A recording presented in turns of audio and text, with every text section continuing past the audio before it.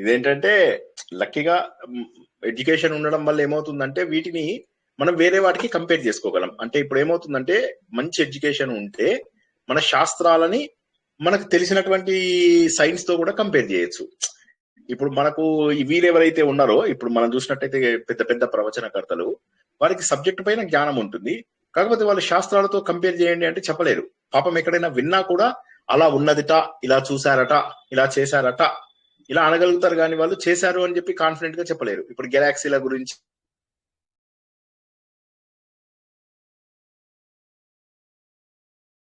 Sir అప్పుడే మొదలు పెట్టింది, స్టక్ అయింది సార్. ఈరోజు అంతా క్రికెట్ చూస్తున్నందుకేమో స్టక్ అయింది. టెలిగ్రామ్ ఎట్లుంది ప్రాబ్లం, క్రికెట్ కు దీనికి సంబంధం కాదు. లేదు. ఇప్పుడు వినిపిస్తోందా? Okay okay sir. Okay sir. So అది అందుకే నేను మొబైల్ నుంచి కనెక్ట్ చేశాను ఇవాళ. అంటే అసలు ఇవాళ ఇంకొక విషయం చాలా సార్లు పోతుంది మాకు ఇక్కడ లోకల్ గా ఏదో ఇష్యూ కూడా వచ్చింది. సో అందరూ ఒకసారి గుర్తుంచుకోండి, మధ్యలో కరెంట్ పోయినా ఇంకేదైనా గావు కేకలు పెట్టి టెన్షన్ పడి బెంగబడి ఇంకా మేము సార్ కనిపించకపోతే వెళ్ళిపోయి ఆత్మహత్య చేసుకుంటాం అని చెప్పేసి రెడీకి వెళ్ళిపోయి నిరాహార దీక్ష. అంత దూరం లేదు సార్.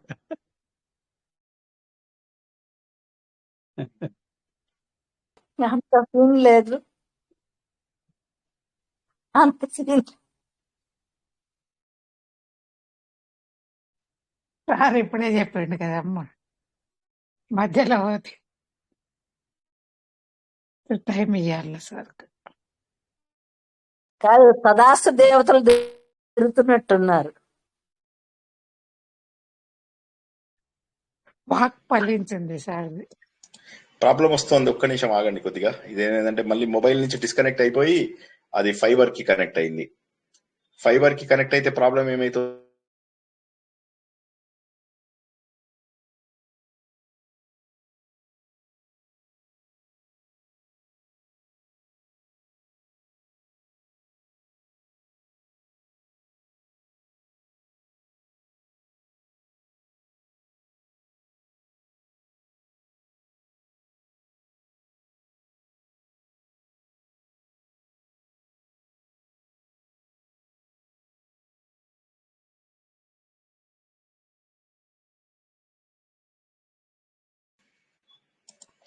వినిపిస్తున్నానా, కనిపిస్తున్నానా?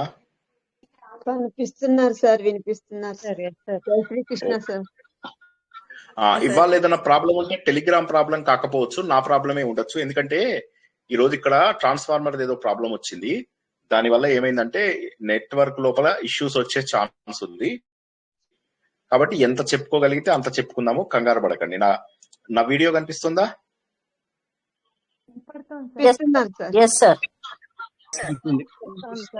సో చూద్దాం, ఇవాళ తక్కువ సేపే చెప్పుకుందాము. ఎందుకంటే కరెంట్ పోవచ్చు మధ్య లోపల, నేను కనిపించకపోవచ్చు. నేను కనిపించకపోతే మీరందరూ భోరున కేకలు పెట్టి ఏడుపులు పెడబొబ్బలు పెట్టకుండా, ఓకే? సో కొద్దిగా వెయిట్ చేయండి. కరెంట్ పోతుంది వస్తుంది. మాది జనరేటర్ కూడా ఉండడం వల్ల ఏమవుతుంది, ఒకసారి కరెంట్ పోతుంది, ఒకసారి నాన్న కనిపిస్తాను, ఒకసారి కనిపిస్తాను, ఒకసారి కనిపించాను, ఒకసారి కనిపించాను. అదేదో సినిమా లోపల బ్రహ్మానందముకి వాడి పేరేంటి, చిన్న హీరో నితిన్ అట్లా దేవుణ్ణి కాదు ఏదో చూపిస్తారు కదా లైట్ పెట్టుకొని, అట్లా ఆలీ. సో అలాగా మీరు ఆ సినిమా చూసారో లేదో తెలీదు. సో అది మొత్తం మీద ఎనీవే. సో అట్లాగా సినిమాలు చూడరు మీరు, వెబ్ సిరీస్లు చూడరు, ఆధ్యాత్మికంగా పోనీ వీడియోలు చూస్తారా, అవి చూడరు. ఏం చేస్తారయ్యా అంటే టైం అయిందా లేదా, కరెక్ట్ టైంకి భోజనం చేద్దామా లేదా, కరెక్ట్ టైం అయిందా లేదా, భోజనం కరెక్ట్ గా చేద్దామా లేదా, ఇవాళ భోజనం మీద రేపు ఏం తినాలి టెన్షన్, రేపు ఏం తినాలని టెన్షన్, ఇవాళ రాత్రి నుంచే టెన్షన్, రేపు పొద్దున ఏం వంట చెయ్యాలి, ఎలా చెయ్యాలి, ఎంత టెన్షన్ అంటే వంట కోసము. అబ్బా అబ్బా అబ్బా అబ్బా, ఎలా తినాలి, ఏం చేస్తే బాగుంటుంది, అది అంతరాయ తిమిరోపశాంతయే శాంత పావనమచింత్య వైభవం తం నరం వపుషి కుంజరం ముఖే మన్మహే కిమపి తుందిలం మహః వసుదేవసుతం దేవం కంసచాణూరమర్ధనం దేవకీ పరమానందం కృష్ణో వందే జగద్గురుం జననీ జన్మభూమిశ్చ స్వర్గాదపి గరీయసి మాతృదేవో భవ. భగవద్బంధువులకు, ఆత్మస్వరూపులకు, సత్యాన్వేషులకు స్వాగతం, సుస్వాగతం. పరమ పవిత్రమైనటువంటి మాఘమాసంలో 18వ అధ్యాయం మోక్ష సన్యాస యోగంలో ఉన్నాం. గత 2 వారాలుగా ఉపోద్ఘాతం తెలుసుకుంటున్నాం. మొదటి 2 గంటలు ఏమో సన్యాసం గురించి, తర్వాత క్లాస్ లో 2 గంటలు మోక్షం గురించి. ఎంత కష్టపడి తెలుసుకోవాల్సి వస్తుందో ఒకసారి ఆలోచించండి. చాలా కష్టం. అటు మోక్షము కష్టమే, ఇటు సన్యాసము కష్టమే. అయితే అర్జునుడికి ఉన్న డౌట్ మనకు కూడా రావాలి. ఇవాళ నన్ను మన స్టూడెంట్ ఒకరు చక్కటి ప్రశ్న అడిగారు. అదేంటో మీకు నేను చెప్తాను, వినండి. సరే, ఇప్పుడు మీరు ఇప్పుడు ఏం చేయాలి అంటే వయస్సును బట్టి బాధ్యత చేయాలి. ఉదాహరణకి మీరు 30, 35, 40 ఉన్నారనుకోండి. అప్పుడు మీరు ఏం చేయాలి? మా భర్తని, పిల్లల్ని, భార్యల్ని, పిల్లల్ని వదిలేసేసి వెళ్ళిపోవాలి. కరెక్టేనా? సన్యాసం, మీకు వైరాగ్యం వచ్చిందని వెళ్ళిపోవాలి, అంతేనా? నా ప్రవచనాలు విని వైరాగ్యం వచ్చి 20 ఏళ్ళకి 30 ఏళ్ళకే అన్ని వదిలేసి వెళ్ళిపోవాలి. కరెక్టేనా? కాదండి ఏం కాదండి వదిలేసి వెళ్ళి బాధ్యతల్లో కాదు. అంటుకోకుండా పరమపత్రమివాంబస లాగా బాధ్యతలన్నీ నిర్వర్తిస్తూ ఉంటారు. తిన్నాక వెళ్ళాలి అని ఉండాలి. చెప్పారు సార్ మీరు. కరెక్ట్. కాబట్టి ఇక్కడ మళ్ళీ మనం గుర్తించాల్సినటువంటి సత్యం ఏంటంటే, ఎట్టి పరిస్థితులలో కూడా బాధ్యత వదలకూడదు. అయితే సార్ బాధ్యత వదలము, సరే బాధ్యత చేస్తూ ఉన్నాం, పిల్లలు, భర్త, భార్య, ఈ బాధ్యతలలో ఉన్నాము. ఉండగా సడన్ గా ఏదో కర్మగాలిపోయి శరీరం వదలాల్సినటువంటి అవసరం వస్తే ఎలాగా?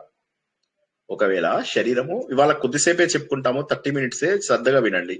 ఈ కరెంట్ ప్రాబ్లం వల్ల ఎంతసేపు చెప్పుకుంటామో తెలియదు. ఉన్న టైం ని వినండి. ఆ భోజనాలు ఆపేయండి ముందు, ఫస్ట్ ఆ తిండి ఆపండి ఫస్ట్ అందరూ. సో ఇక్కడ మనం గుర్తించాల్సింది ఏంటంటే, ఒకవేళ ఆ సమయంలో 30 నుంచి 40 టైం లోపల వైరాగ్యం రాకముందే చనిపోతే ఎట్లాగా? మోక్షం రాదు కదా, శరీరాన్ని వదిలేస్తే ఎలాగా? ఇది అందరికి వచ్చేటటువంటి అనుమానమే. కాబట్టి చిన్నప్పటి నుంచే మనం వైరాగ్యం పెంచుకోవాలా. అయితే దీనికి మళ్ళీ మనం శ్రీకృష్ణుడే కారణం. శ్రీకృష్ణుడు ఏం చెప్పాడు? యుద్ధం చెయ్యను అని చెప్పేసి అర్జునుడు అన్నప్పుడు, ఓకే, కొద్దిగా జాగ్రత్తగా వినండి. యుద్ధం చెయ్యను అని చెప్పేసి అర్జునుడు అన్నాడు. అనగానే శ్రీకృష్ణుడు ఏమన్నాడు? లేదు, నువ్వు యుద్ధం చేయాలి అని చెప్పేసి అతనికి ఫుల్ గా 2వ చాప్టర్ చెప్పాడు. అందులోపల ధర్మాష్టకం అని చెప్పబడేటటువంటి 8 శ్లోకాలు మీ అందరికీ గుర్తే ఉంటాయి. క్షత్రియ ధర్మాలన్నీ కూడా చెప్తాడు. తప్పక క్షత్రియుడు యుద్ధం చేసి తీరవలసిందే అని 8 అద్భుతమైనటువంటి శ్లోకాలు చెప్తాడు. చెప్పడము కాకుండా నువ్వు చనిపోయినా సరే, నువ్వు శరీరం వదిలేసినా సరే నువ్వు యుద్ధం చేయాలి. కానీ అర్జునుడు ఏమంటాడు? నేను మోక్షం వైపు వెళ్ళిపోతాను, నేను వెళ్ళిపోతాను, అన్ని వదిలేసి వెళ్ళిపోతాను. ఎందుకు వచ్చింది అంటే, లేదు, నువ్వు యుద్ధం చేయాల్సిందే, తప్పదు, ప్రాణం పోయినా సరే అంటాడు. కొద్దిసేపటి తర్వాత ఏమంటాడు?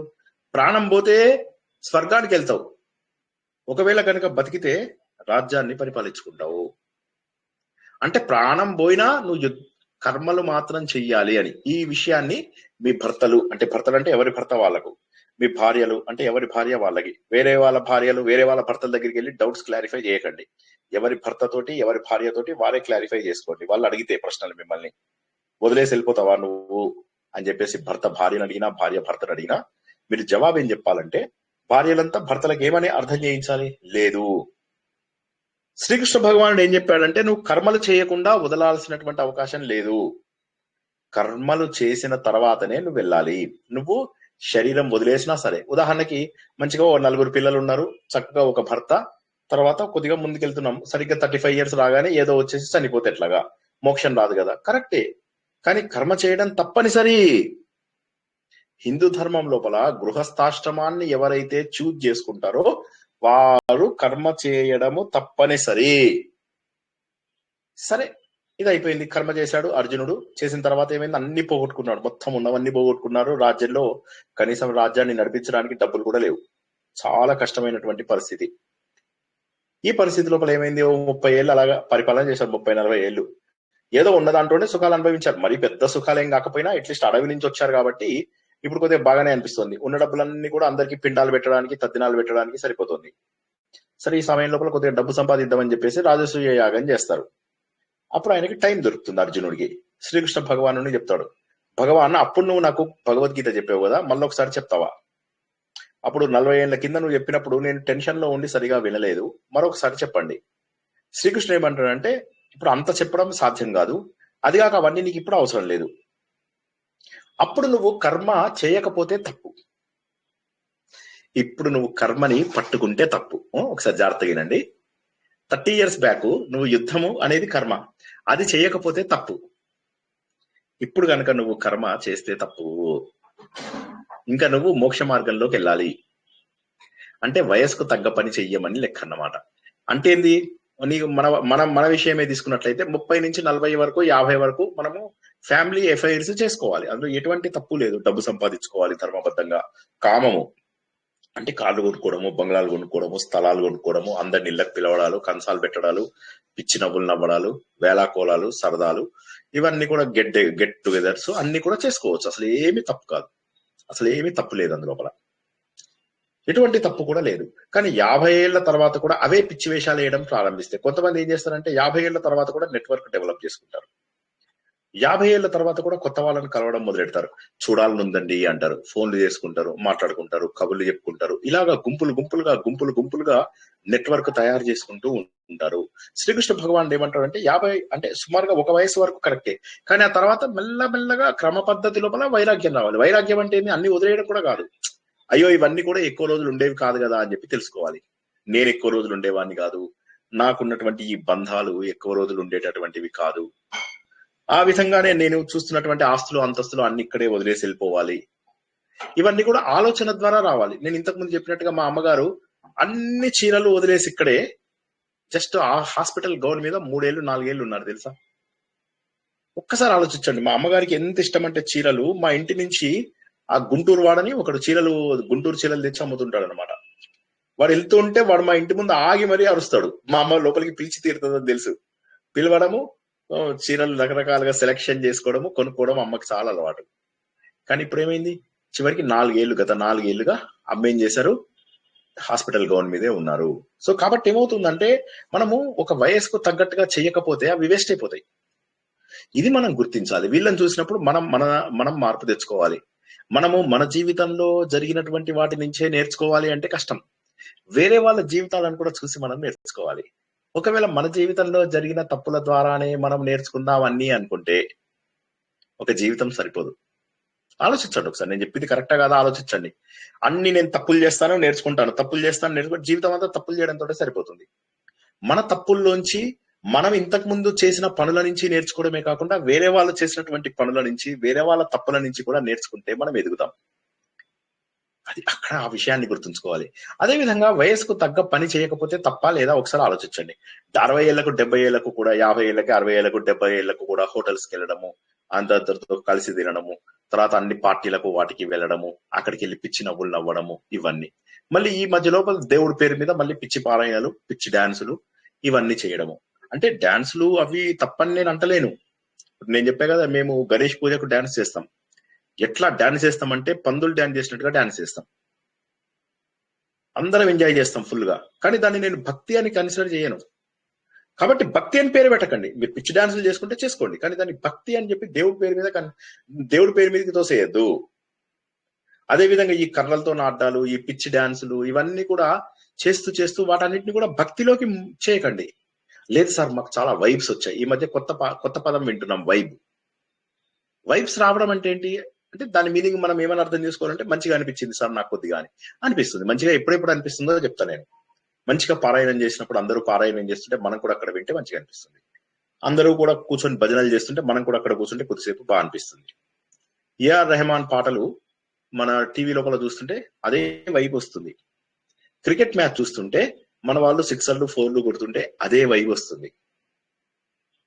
క్రైమ్ సీరియల్ ఒకటి చూస్తుంటే ఆ సీరియల్ చివరి వరకు కూడా మనల్ని కట్టిపడేసి తపస్సులాగా మనల్ని ఏకాగ్రతలోకి తీసుకెళ్తుంది, అది కూడా వైబే. లేదు ఆనంద్ చక్కటి కాఫీ లాంటి సినిమా చూసినప్పుడు కూడా ఒక వైబ్ వస్తుంది. చూడండి ఒకసారి ఆనంద్ మూవీ, గోదావరి మూవీ ఎన్నిసార్లు చూడొచ్చు ఒకసారి ఆలోచించండి. ఇవన్నీ కూడా చూసినప్పుడు ఏమవుతుందంటే మనకు ఒక రకమైనటువంటి ఆనందం కలుగుతుంది. నేను కనిపిస్తున్నానా, వినిపిస్తున్నానా?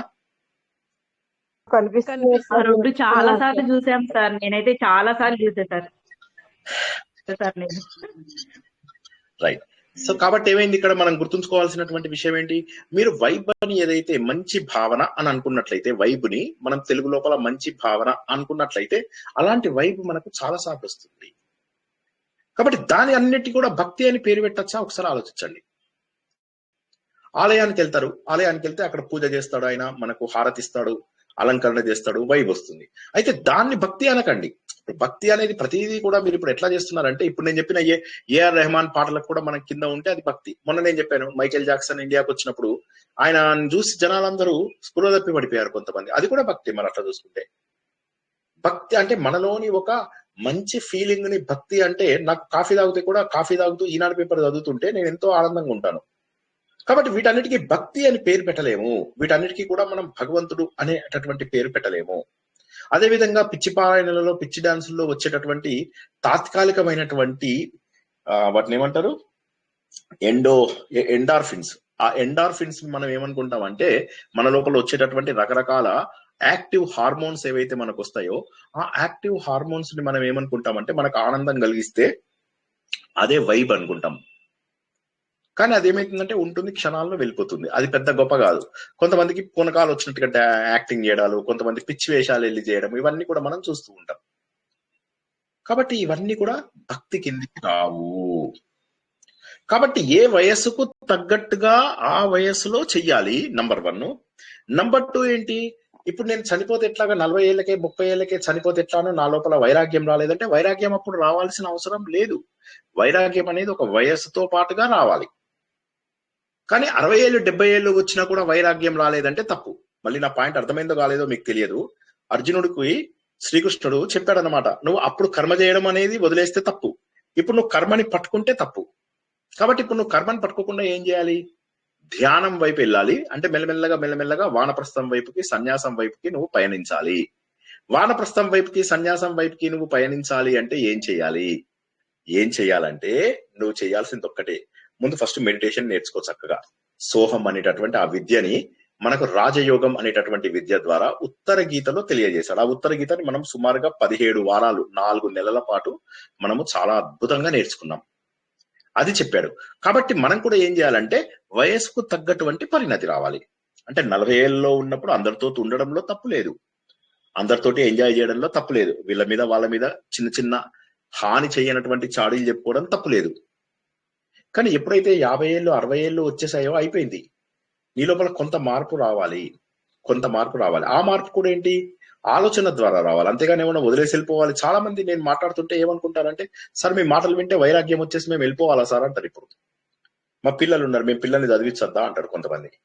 సార్ మీరు దేశ సేవ చేయమంటున్నారు కదా, సరే సార్ దేశ సేవ ఎవరో తెలియని వాళ్ళ కోసం చేసే బదులుగా మా పిల్లలకు మేము చేసుకోవడంలో తప్పేముంది, మా పిల్లలకు మేము చేసుకుంటాం. మా పిల్లల్ని మంచి వాళ్ళగా చేస్తే, ఎవరి పిల్లల్ని వాళ్ళు మంచిగా చేసుకుంటే తప్పేముంది సార్, వేరే వాళ్ళ పిల్లల్ని బాగు చేయాలంటే మన పిల్లలు ఇంట్లో పాడైపోరా అని చెప్పేసి అన్నారు. ఈ మాట కరెక్టా తప్ప? ఎవరైనా ఒకసారి జవాబు చెప్పండి. 10 మంది చెప్పకండి, ఎవరైనా ఒకరు స్టార్ట్ చేయండి. సుధామోహన్ గారు చెప్పండి, తప్పేంటి ఒప్పేంటి? తప్పు సార్. చెప్పండి. అంటే మన పిల్లల్ని మనం చూసుకోకపోతే వాళ్ళు పాడైపోతారు, బయట పిల్లల్ని చూసుకోవాలి అదేం కాదు. మన పిల్లల్ని మనం మంచిగా చూస్తూ కూడా పై పిల్లల్ని కూడా బాగా చూడగలం సార్. అది possible, it is very much possible. It's a part of social service. Okay, ఇంకెవరైనా జవాబు చెప్పండి. మన పిల్లల్ని చూడటం అనేది మన బాధ్యత సార్, బయట పిల్లల్ని చూడటం అనేది సేవ అవుతుంది. అంటే చెయ్యాలా వద్దా బయటది? అంటే మనకి ఇప్పుడు ఒక ఆవిడ ఏమంటున్నారంటే మాకు అంత టైం లేదంటున్నారు. ఆ టైం కూడా నేను పిల్లలకే ఇస్తే మంచిది కదా? కాదు మేడం, ఆ టైం ని కూడా మన పిల్లలకే ఇస్తే ఇంకా మంచిది కదా? మన పిల్లలకి ఇవ్వగలిగినంత ఇస్తూనే ఉన్నాం కదండి. బయట పిల్లలు కూడా కొంచెం సేవ చేయగలిగితేనే సేవ చేసినట్టు, దేశానికి కొంచెం మన వంతు సేవ. బయటి పిల్లలు బాగుంటే మన పిల్లలు కూడా బాగుంటారు సార్. సరస్వతి గారు, తర్వాత వేణుగోపాల్ గారు. సరస్వతి గారు, వేణుగోపాల్ గారు. సరస్వతి గారు, వేణుగోపాల్ గారు ఒకరి తర్వాత ఒకరు మాట్లాడారు. మన పిల్లలే బాగుండాలి అనుకుంటే పాడడం కష్టం సార్. సరస్వతి గారు మాట్లాడండి, తర్వాత వేణుగోపాల్ గారు. కాదు సార్, మన పిల్లల్ని మాత్రమే మనం చూసుకుంటూ ఉంటే అది మన బాధ్యతే, కరెక్టే. దాన్ని మించి కొంచెము వేరే పిల్లల్ని కూడా చూసుకొని ఒక ఇద్దరు పిల్లల్ని చదివించి ఆ విధంగా చేస్తే అది సేవ అనే పరిగణలోకి వస్తుంది. ఆ విధంగా చేయడం మంచిదే. అంటే మనీ పవర్ లేకపోతే కూడా వేరే విధంగా కూడా సేవ చేయొచ్చు. అదే.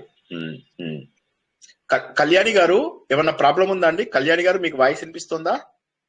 కళ్యాణి గారు సార్ ఇప్పుడు వినిపిస్తుంది సార్. ఇప్పుడు అంటే మీరు డౌన్ ఇది పెడితే నా వాయిస్ వినిపించట్లేదేమో అని అడిగాను. ఇందాక సరస్వతి గారి వాయిస్ వినిపించలేదండి, ఇప్పుడు వినిపిస్తుంది. సరే సరే, ఓకే. నెక్స్ట్ వేణుగోపాల్ గారు మీరు ఏదో చెప్పారు, చెప్పండి సార్. బయటి పిల్లలు కూడా బాగుండాలి, మన పిల్లలు కూడా బాగుండాలి. ఇద్దరు బాగున్నప్పుడే దేశం బాగుంటుంది. సరే, అంటే దీన్ని బట్టి ఏమర్థమవుతుందంటే అందరూ కూడా మన పిల్లలతో పాటుగా బయట పిల్లల్ని కూడా చూసుకోవాలి అన్నది అర్థమైంది. ఎంతమంది చూస్తున్నారో తెలియదు కానీ at least conceptually you are right, అందరు కూడా చెప్పింది. కానీ చాలా మంది ఏమని లాజిక్ చెప్తారంటే బయట సేవ చేయకపోవడానికి కారణం ఏంటి అంటే నేను నా పిల్లలతో బిజీగా ఉండడం వల్ల అని చెప్పేసి చెప్తారు. నా సంసారానికి నేను బిజీగా ఉండడం వల్ల, నా ఉద్యోగంలో నేను బిజీగా ఉండడం వల్ల నేను బయట సేవ చేయలేను, నా ఫ్యామిలీని చూసుకోవాలా లేదా అని అంటారు. చాలా మంది అంటారు. మీరు కావాలంటే చూడండి, ఎవరినైనా అడగండి, ముందు నీ ఫ్యామిలీకి ఇది. ఇప్పుడు వీళ్ళు సేమ్ ఆడవాళ్ళు స్నానాలు చేయకుండా, ఇళ్లలో వంట కూడా సరిగ్గా చేయకుండా 2 రోజులకు ఒకసారి వంట చేసి పోయి పారాయణం గ్రూపుల లోపల జాయిన్ అయ్యి రోజు మొత్తం ఆ ఫోన్లు పట్టుకొని పిల్లల్ని కూడా కేర్ చేయకుండా పారాయణం గ్రూపులలో ఉన్న వాళ్ళు లేరంటారా?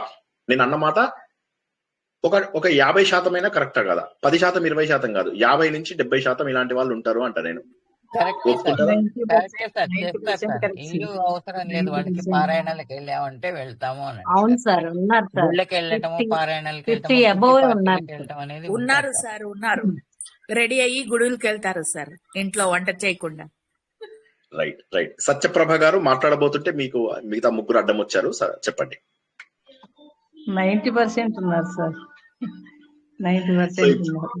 రైట్. కాబట్టి ఏంటంటే మనం కారణం వెతుక్కోకూడదు, సాకు వెతుక్కుని ఏదో చెయ్యలేకపోవడానికి సాకు వెతుక్కుని ఇవన్నీ మనం మాట్లాడడమే గాని, మనం ఏంటంటే ముందు మనం పవిత్రంగా ఉండి మన కర్మలు చేస్తున్నామంటే తప్పక చెయ్యాలి.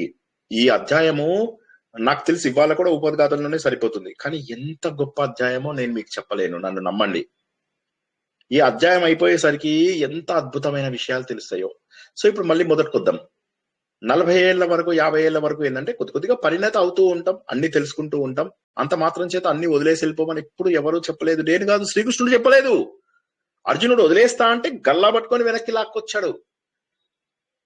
నువ్వు చంపకపోతే నేను చంపుతాను, నువ్వు బాణం వెయ్యి, నీ రెస్పాన్సిబిలిటీ అది నువ్వు వెయ్యని అన్నాడు. శ్రీకృష్ణుడు ఎక్కడైనా రెస్పాన్సిబిలిటీ అవాయిడ్ చేయమన్నాడా? లేదు సార్, గురువు గారు చెయ్యమనే చెప్పాడు సార్. ఇదొక్క మాట అందరు గుర్తుంచుకోండి. నేను గాని శ్రీకృష్ణుడు గాని, ఎందుకంటే నేను శ్రీకృష్ణుడి యొక్క పాదముల యొక్క ఏమంటారు, నిజంగా చెప్పాలంటే శ్రీకృష్ణుడే నా గురువు. ఆయన పాద ధూళిలో ఉన్న 1% నేను చెప్తున్నాను అంతే. బలంగా నేను ప్రకృతి శక్తులన్నీ కూడా శ్రీకృష్ణుడు అనే పరమాత్మలో ఉన్నాయి అని చెప్పి గట్టిగా నమ్మేవాడిని నేను. ఈ ప్రకృతి శక్తులు మొత్తము కలిస్తే శ్రీకృష్ణుడు. అటువంటి మహానుభావుడు చెప్పినటువంటి విషయాలని మనం తప్పని ఎలా అనగలుగుతాం? కాబట్టి ఆలోచన రావాలి ముందు. ఆలోచన రాందే పిచ్చి పారాయణలు, పిచ్చి గ్రూపుల వల్ల ఏమి సాధించలేము. సో ఇప్పుడు శ్రీకృష్ణుడు ఏమన్నాడు, నువ్వు అప్పుడు కర్మ చేయాలి కాబట్టి నీకు శ్రీమద్ భగవద్గీత చెప్పా. ఇప్పుడు ఇక కర్మ ఆపేసి నువ్వు మెల్లమెల్లగా మెడిటేషన్ సైడ్ వెళ్ళాలి. ధ్యానము అంటే సోహం, హంస విద్య నేర్చుకోవాలి. నువ్వు నేర్చుకుని మెల్లగా మోక్ష మార్గానికి వెళ్ళాలి. అంటే వయస్సుకు తగ్గ పని చెయ్యమని చెప్పాడు శ్రీకృష్ణుడు. అంతే. ఇప్పుడు నా వయసు 50 ఏళ్ళు. చిన్నప్పుడు నేను గోళీలు ఆడేవాడిని. ఎంత బాగా ఆడేవాడిని తెలుసా? అసలు ఆడుతూనే ఉండేవాడిని గోళీలు. సో అట్లాంటిది ఆ గోళీలు ఆడుతుండేవాడిని కదా. ఇప్పుడు కూడా నేను గోళీలు ఆడతానని చెప్పేసి బయటకు వెళ్ళి నా ఏజ్ వాళ్ళని తెచ్చుకుంటే వస్తారా ఎవరైనా? సో కాబట్టి గోళీలు తెచ్చుకోవడానికి రారు. అంటే మన వయస్సుకు తగ్గటువంటి పనులు చేయాలి ఎప్పుడు కూడా. మన వయస్సుకి తగ్గటువంటి పనులు అంటే ఏంటి? ఇప్పుడు 60 ఏళ్ళు వచ్చిన తర్వాత, ఇక 50 ఏళ్ళు వచ్చిన తర్వాత మెల్లమెల్లగా అర్థం చేసుకోవాలి. ఏంటి వైరాగ్యం అంటే? ఏంది? అన్ని వదిలేయడం కాదు. వైరాగ్యం వచ్చినప్పుడు ఆలోచించడం మొదలెట్టాలి. ఇప్పుడు ఈ ఆలోచననే నేను అడుగుతున్నది. వైరాగ్యం అంటే మీరు ఎవరిని వదలకండి దయచేసి. కూర్చోండి, ఇంట్లోనే కూర్చోండి, కానీ ఆలోచించండి. మానసికంగా వైరాగ్యం తెచ్చుకోండి. కానీ ఇప్పటికీ కూడా మనవళ్ళ మీద, మనవరాళ్ళ మీద పిచ్చి ప్రేమలు పెట్టుకొని పెద్ద పెద్ద ప్రవచనకర్తలు అధపాతాలకు వెళ్ళిపోయారు వాళ్ళకి తెలియకుండా. నన్ను నమ్మండి, ఇది నన్ను నమ్మండి. నేను వాళ్ళలాగా డబ్బులు తీసుకోనో గుర్తింపు కోసమో చెప్పే ప్రవచనకర్తను కాదు. మనవళ్ళ మీద, మనవరాళ్ళ మీద ప్రేమలతోటి ప్రవచనాలలో కూడా మనవళ్ళ మనవరాళ్ళ పేర్లు చెబుతూ ఆ స్థాయికి వెళ్ళిపోయి దిగజారిపోయినటువంటి వాళ్ళు ఎంతమందో. వైరాగ్యం తెచ్చుకోకుండా బాగుంది కదా. ఇట్లా ఈ వైరాగ్యం ఎందుకు? అటు గవర్నమెంట్ గుర్తిస్తుంది, ఇటు ప్రైవేట్ వ్యక్తులు గుర్తిస్తారు, అందరూ గొప్పకి డబ్బులు ఇస్తారు, తిరగడానికి కార్లు బంగ్లాలు వస్తాయి. ఎందుకు ఇంకా వేరేది ఎందుకు అన్నట్టుగా ఇలా తయారైపోయారు.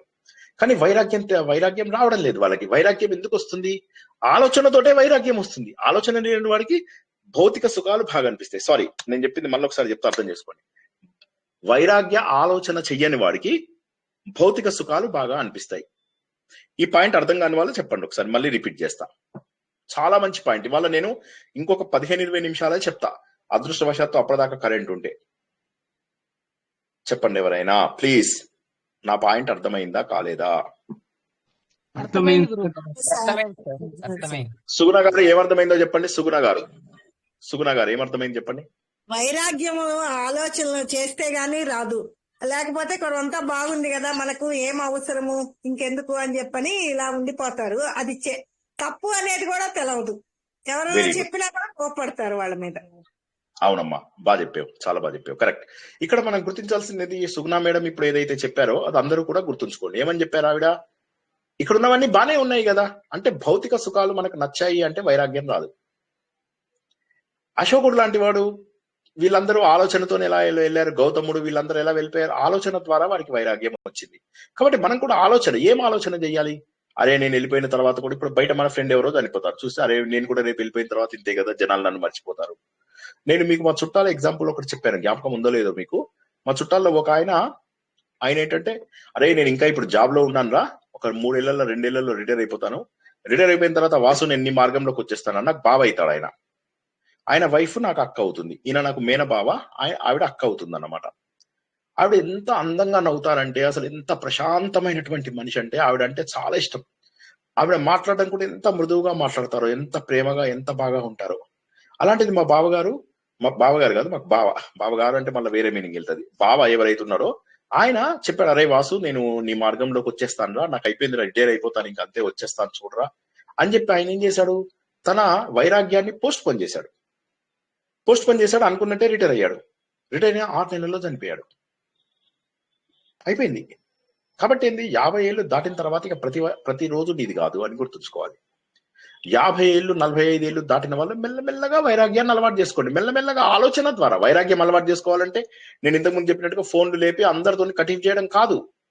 వైరాగ్య భావన, నాకు 45 ఏళ్ళు వచ్చాయి, ఇంకా మెల్లమెల్లగా నేను జనాలతో తగ్గించుకుంటూ, ఎవరైతే పాయిజనస్ పీపుల్ ఉంటారో, పాయిజనస్ పీపుల్ అంటే ఏంటి, చెడు మాట్లాడతారు, చెడు చెప్తారు, పారాయణాలు అవి జరుగుతుంటాయి, మీరు వెళ్ళండి అక్కడికి. నేను చెప్పింది అబద్ధం అయితే నన్ను చెప్పుతో కొట్టండి. ఇంతమందిని నేను పబ్లిక్ గా చెప్తున్నా, మీరు పారాయణాలకు వెళ్ళండి. అక్కడ మీకు ఏమేమి కంప్లైంట్స్ వస్తాయో నేను చెప్తా. నాకు స్టేజ్ మీదకి పిలవలేదని కొంతమంది, నాకు సర్టిఫికేట్లు ఇవ్వలేదని కొంతమంది, నాకు ఇచ్చిన మొమెంటో మంచిది కాదని కొంతమంది, నేను ఇంత పని చేశాను నా పనికి తగ్గ గుర్తింపు ఇవ్వలేదని, నన్ను ఫోటోలలో సరిగ్గా కవర్ చేయలేదని, నన్ను వీడియోలలో సరిగ్గా కవర్ చేయలేదని, భోజనాలు కూడా సరిగ్గా లేవని, అన్ని చోట్ల మర్యాదలు సరిగ్గా జరగలేదని. ఈ కంప్లైంట్స్ లో అన్ని కంప్లైంట్స్ ఉంటాయి, ఒకటి ఉంటుందని చెప్తాను నేను, ఇవన్నీ ఉంటాయి. మీరు వెళ్ళిన ఏ పారాయణంలోనైనా నేను చెప్పిన అన్ని ఉండకపోతే, సార్ మీరు చెప్పిన దాంట్లో 10లో 8 ఉన్నాయి సార్ అనద్దు. సార్ మీరు చెప్పినవి 10కి 10 ఉన్నాయి. ఎవరైనా వెళ్ళిన పారాయణము ఇలా 10కి 10 లేనివి ఏమన్నా ఉన్నాయా ఇప్పటి వరకు? ఇంకా ఒకటి ఎక్స్ట్రా కూడా ఉంటుంది సార్, అవి లేకుండా ఉండట్లేదు. మన ఆలోచనలలో కూడా ఊహల్లో లేని కూడా చెప్తారు సార్. కానీ మీరు పారాయణానికి వెళ్లకుండా ఇంత కరెక్ట్ గా ఎలా చెప్పారో గానీ మొత్తం ఉన్నాయి సార్. ఎవరు వెళ్ళలేదు పారాయణానికి? నేను వెళ్ళకపోవడం ఏంటి? అయ్యో రామా, మా అమ్మగారు ఉన్నప్పుడు ఇండియాకి వచ్చి ఎవరు చెప్పారు నేను వెళ్ళలేదని? బోల్డ్ వెళ్ళాను.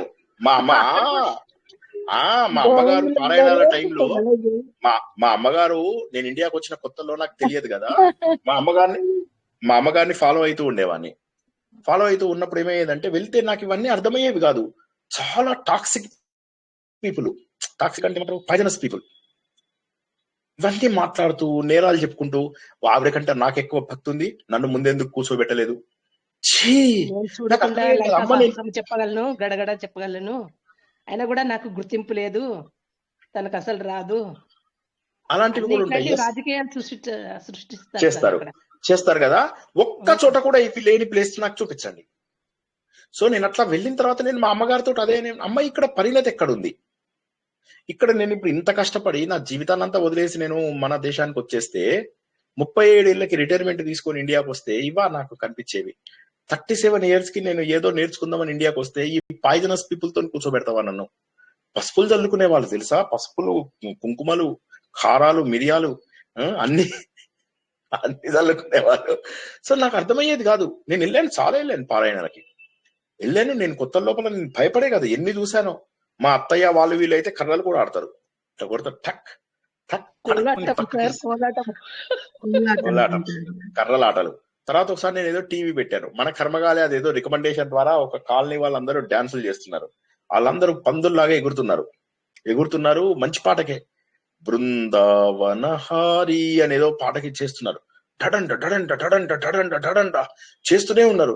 చేసేసి చివరికి అంటున్నారు, మా డాన్సులు మా పాటలు కనుక నచ్చినట్లయితే షేర్, సబ్స్క్రైబ్ అండ్ లైక్ అని. నేను చూడాలి, నా అవస్థ చూడాలి. ఆ రోజు నేను తలలు ఇట్లా ఈ గోడకే కొట్టుకుంటా. అందుకే గోడ చూసారా, మనకు కొత్తగా పెయింట్ వేయించాల్సి వచ్చింది. షేర్ చేయలేదా సార్ మరి మీరు?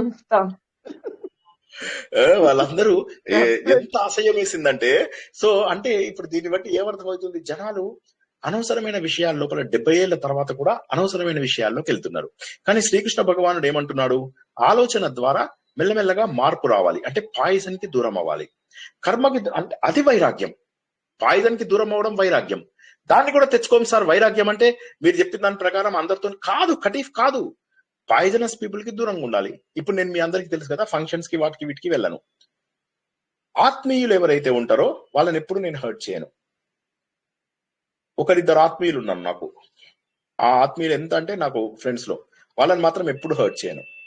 వాళ్ళు జస్ట్ కాల్ చేసి నన్ను డి అంటారు. వాళ్ళు డి ఫలానా చోట మా అక్క కూతురు పెళ్ళుంది, ఈ టైం కల్లా వచ్చేసాయి అంటే, నువ్వు రా అని ఇంటికి వచ్చేసి బొట్టు పెట్టి బట్టలు పెట్టి అంత సీన్ లేదు. వచ్చేయంటే వచ్చేస్తా అంటాను, వెళ్తాను, చూస్తాను, సంతోషంగా వెళ్ళిపోతాను. ఏ రకమైన ప్రెషర్ ఉండదు నా మీద, ఏ రకమైనటువంటి బంధువులను కలవాలి, ఏ రకమైనటువంటి స్నేహితులు ఏముండదు. హ్యాపీగా వెళ్తాను, చక్కగా తింటాను, మంచిగా వచ్చేస్తాను హ్యాపీగా. ఏం ప్రాబ్లం అనిపించదు నాకు అక్కడ. ఆత్మీయులు, అంత ఆత్మీయులు. ఈ నేనేమంటున్నానంటే, అట్లా ఇప్పుడు సొంత అన్నయ్య ఆత్మీయుడు కాదా, సొంత అన్నయ్య కూతురు పెళ్లికి ఎందుకు వెళ్ళలేదు అంటే, అక్కడికి అందరు బంధువులు కూడా వస్తారు. మా అన్నయ్య కూతురే అడిగింది, బాబాయ్ తప్పకుండా రా, ప్లీజ్ తప్పకుండా రా అని. ఆ పిల్లని నేను చేతిలో పెట్టుకొని పెంచాను. నా ఒళ్ళోనే కూర్చోబెట్టుకుని చదువుకునేవాడిని. ఎవరికి ఇచ్చేవాడిని కాదు, మా అన్నయ్య కూతురు ఎవరికి ఇచ్చేవాడిని కాదు. నా ఒళ్ళోనే కూర్చోబెట్టుకొని నేను ప్రిపేర్ అవుతుండేవాడిని. అప్పుడు క్యాట్ కి వాటికి వీటికి ప్రిపేర్, అందులో నా ఒళ్ళో పెట్టుకొని చదివిస్తుండేవాడిని. సో చదువుకుంటుండేవాడిని. సో ఇక్కడ ఏంటంటే, వైరాగ్యం అనేటటువంటిది ఎలా రావాలంటే, ఇక టాక్సిక్ పీపుల్ కి నేను దూరంగా ఉండాలి. సో ఇప్పుడు శ్రీకృష్ణ భగవానుడు చెప్పేది ఏంటంటే, అది దూరంగా ఉండాలి. సో ఇప్పుడు దీన్ని ఇప్పటి వరకు మనం చెప్పుకున్న వాటిని 2 పద్ధతులు చెప్దాం. ఓకేనా? ఇప్పటి వరకు చెప్పినవి అర్థమైనదా లేదా చెప్పండి. ఈ రెండింటిని శ్రీకృష్ణ భగవానుడు ఎన్ని అధ్యాయాలలో ఎక్స్ప్లెయిన్ చేశాడో చెప్తా నేను. ఫస్ట్ ఈ 2 పాయింట్లు అర్థమైనయా?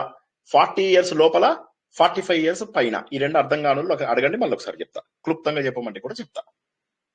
ఎవరైనా లేట్ గా జాయిన్ అయిన వాళ్ళ కోసం చెప్పమన్నా చెప్తా. ఫస్ట్ చెప్పండి నాకు, ఈ 2 స్కేల్స్ అర్థమైనయా లేదా? సార్ మళ్ళీ చెప్పండి సార్.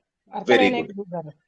సరే, అయినా కూడా ఒక్కళ్ళకి అర్థం కాకపోయినా కూడా నేను మళ్ళీ చెప్తాను. మీ అందరికీ తెలుసు కదా, ఇంపార్టెంట్ పాయింట్స్ వచ్చినప్పుడు నేను వదిలే ఛాన్సే లేదు. మీరు వదిలినా నేను వదిలే ఛాన్స్ లేదు. మొదటి భాగము కర్మ చేసే గ్యాంగు, 2వ భాగము వైరాగ్యం తెచ్చుకునే బ్యాచ్. కర్మ తెచ్చుకునే బ్యాచ్ అంటే ఏంది? బాధ్యతలు చేసేటటువంటి బ్యాచ్. మనం 35 ఏళ్ల వరకు, 40 ఏళ్ల వరకు, 45 ఏళ్ల వరకు మనం పిల్లల్ని పెంచడము, పిల్లల బాధ్యతలు చేయడము, పిల్లల కోసం అన్ని రకాల ఇవి ఉండడము, కార్లు కొనుక్కోవడము, బంగ్లాలు కొనుక్కోవడం, ఇవన్నీ చేస్తూ ఉంటాం. ఎక్కువ ఇది లేకుండా ధర్మబద్ధంగా చేస్తూ ఉంటాం. 2వ గ్రూప్ ఏదైతే ఉన్నదో, ఈ 2వ గ్రూప్ ఏదైతే ఉందో, ఇది ఇక మెల్లమెల్లగా అన్ని తగ్గించుకుంటూ వెళ్ళిపోయేవాళ్ళు. ఆలోచన ద్వారా అనవసరమైనటువంటి కర్మలను తగ్గించుకునేవాళ్ళు. ఈ మొదటి గ్రూప్ కోసం చెప్పినటువంటిది భగవద్గీత, ఈ 2వ గ్రూప్ కోసం చెప్పినటువంటిది ఉత్తర గీత. ఇప్పుడు చెప్పండి, అర్థమైందా లేదా? మళ్ళీ చెప్పమంటే మళ్ళీ చెప్తా. ఎవరైనా ఒక్కళ్ళకి అర్థం కాకపోయినా నేను బాధపడతాను, మళ్ళీ చెప్తా. భగవద్గీత అంటే కర్మలు చేయటం కోసం, మన బాధ్యతగా కర్మలు చేయటం కోసం. ఉత్తర గీత అనేది మనం వైరాగ్యం తెచ్చుకోవడం కోసం. Correct, correct. సార్ మళ్ళీ ఒక్కసారి చెప్పండి సార్ ప్లీజ్. సరే, ఇప్పుడు మన వయస్సును బట్టి మనం పనిచేయాలి, అంతే. దీని మొత్తం ధర్మం ఏంటంటే, మన వయస్సుకు తగ్గట్టుకు ఉండాలి. 35 ఏళ్లకి అందరిని వదిలేసేసి అడవిలో కూర్చోవడం కరెక్ట్ అంటారా? ఎవరు క్వశ్చన్ అడిగారు? ఫస్ట్ వాళ్ళు పేరు చెప్పండి ఒకసారి, నాకు తెలియట్లే, కనిపించట్లే ఇక్కడ. నేనే సార్, చాముండేశ్వరి సార్. చాముండేశ్వరి గారు, 30 ఏళ్ళకి వదిలేసి అందరిని వెళ్ళిపోతే బాగుంటుందా? కాదు కదా సార్, కొన్ని బాగుండదు. ధర్మాలు చెయ్యాలి. కాబట్టి కర్మలన్నీ చెయ్యాలి. కరెక్టేనా? అంతే సార్, అంతే. Very good, very good. అన్ని ధర్మాలు చేయాలి. ఓకే, అది మొదటిది. రెండోది 45-50 ఏళ్ల తర్వాత కూడా అవే పనులు పట్టుకుంటే మంచిదా? కాదు సార్, కొంచెం బాధ్యత తగ్గించుకోవాలి. అదే ఇదిగా అంటే అంటే మన అవ్వదు. పిల్లలకు చేసింది మన వాళ్ళకి చేయడం కరెక్టా? ఇప్పుడు పిల్లలకి ఏమైతే, ఇప్పుడు అలా కాదమ్మా, నీ వయసు 28 ఏళ్ళు అనుకుందాం. 28 ఏళ్లకు పిల్లలు ఒక ఒక ఒక- ఒక కొడుకు, 30 ఏళ్లకు ఒక కూతురు, లేక ఇద్దరు కూతుర్లు లేదా ఇద్దరు కొడుకులు, మళ్ళీ తర్వాత సార్ ఇద్దరే ఎందుకు సార్ మాకు ముగ్గురు, ఇలాంటివి కాకుండా కొంతమంది పిల్లలు కొంతమంది ఇది అనుకుందాం. వాళ్ళని పెంచుతాము. 30 ఏళ్ల నుంచి 50 ఏళ్ళ 45 ఏళ్ళ దాకా పెంచుతాం. తర్వాత వాళ్ళకి పెళ్లిళ్ళు చేస్తే పిల్లలు పుడతారు. ఇప్పుడు ఏమైంది, మన పిల్లలకి ఏవైతే చేశామో 50 ఏళ్ల నుంచి 70 ఏళ్ల వరకు మన మనవళ్ళ కోసం మనవరాళ్ళ కోసం మళ్ళీ అవే పనులు చేస్తాము. మనము 30 నుంచి 50 వరకు ఏవైతే చేశామో 50 నుంచి 70 వరకు అవే పనులు చేయడము కరెక్టా? కాదు సార్, ఇది మన బాధ్యత, ఆ పిల్లలు వాళ్ళ బాధ్యత. అంతేనా? అంతే. సో కాబట్టి మొదట్లో ఏంటంటే కర్మ చెయ్యాలి. ఆ చివరిలో ఏంటంటే ఓకే. క్రమ పద్ధతిలో వైరాగ్యాన్ని అలవాటు చేసుకోవాలి. వైరాగ్యం అంటే ఏంది? వదలడం కాదు, ఎదగడం. ఎదగడం అంటే ఏంటి? అరే ఇక ఇది నా బాధ్యత కాదు, ఇది నేను కాదు చేయాల్సింది. ఎందుకు చేయకూడదండి? మనవలని మనవరాలని మనం సరిగా పెంచకపోతే వాళ్ళు రౌడీలు అయిపోతారు, వాళ్ళు ఇది అయిపోతారు, అట్లా అనకూడదు. మెల్లమెల్లగా తగ్గించుకోవాలి. అదే విధంగా మనం 30 ఏళ్ళకు ఉన్నప్పుడు ఫ్రెండ్స్ తోటి పార్టీలకు వెళ్తాము, ఫంక్షన్స్ కి వెళ్తాము, అవన్నీ చేస్తాము. 50 ఏళ్ల తర్వాత ఏంటి? మెల్లమెల్లగా తగ్గించుకోవాలి. తగ్గించుకోమంటారు, ఒక్క రోజులో ఆపేయమని అనట్లేదు. నాలాగా అందరూ మానేసేసి ఉండండి అనను. ఇప్పుడు నేను కూడా ఫంక్షన్స్. అర్థమైంది సార్, అర్థమైంది సార్. సో ఈ రెండు మార్గాలు అర్జునుడికి మొదటి నుంచి బాధ పెడుతున్నాయి. ఇప్పుడు మొదటి అధ్యాయం నుంచి చెప్తాను, ఒకసారి అందరు జాగ్రత్తగా వినండి. 18వ అధ్యాయంలో మొదటి శ్లోకం నోటికి వచ్చిన వాళ్ళు చదవండి ఒకసారి. ఇప్పుడు ఎందుకు నేను ఇదంతా చెప్పాననేది మీకు ఇప్పుడే అర్థం చేపిచ్చేస్తా. సన్యాసస్య మహాబాహో తత్వమిచ్చామి. చదవండి ఎవరన్నా. వేదితుం.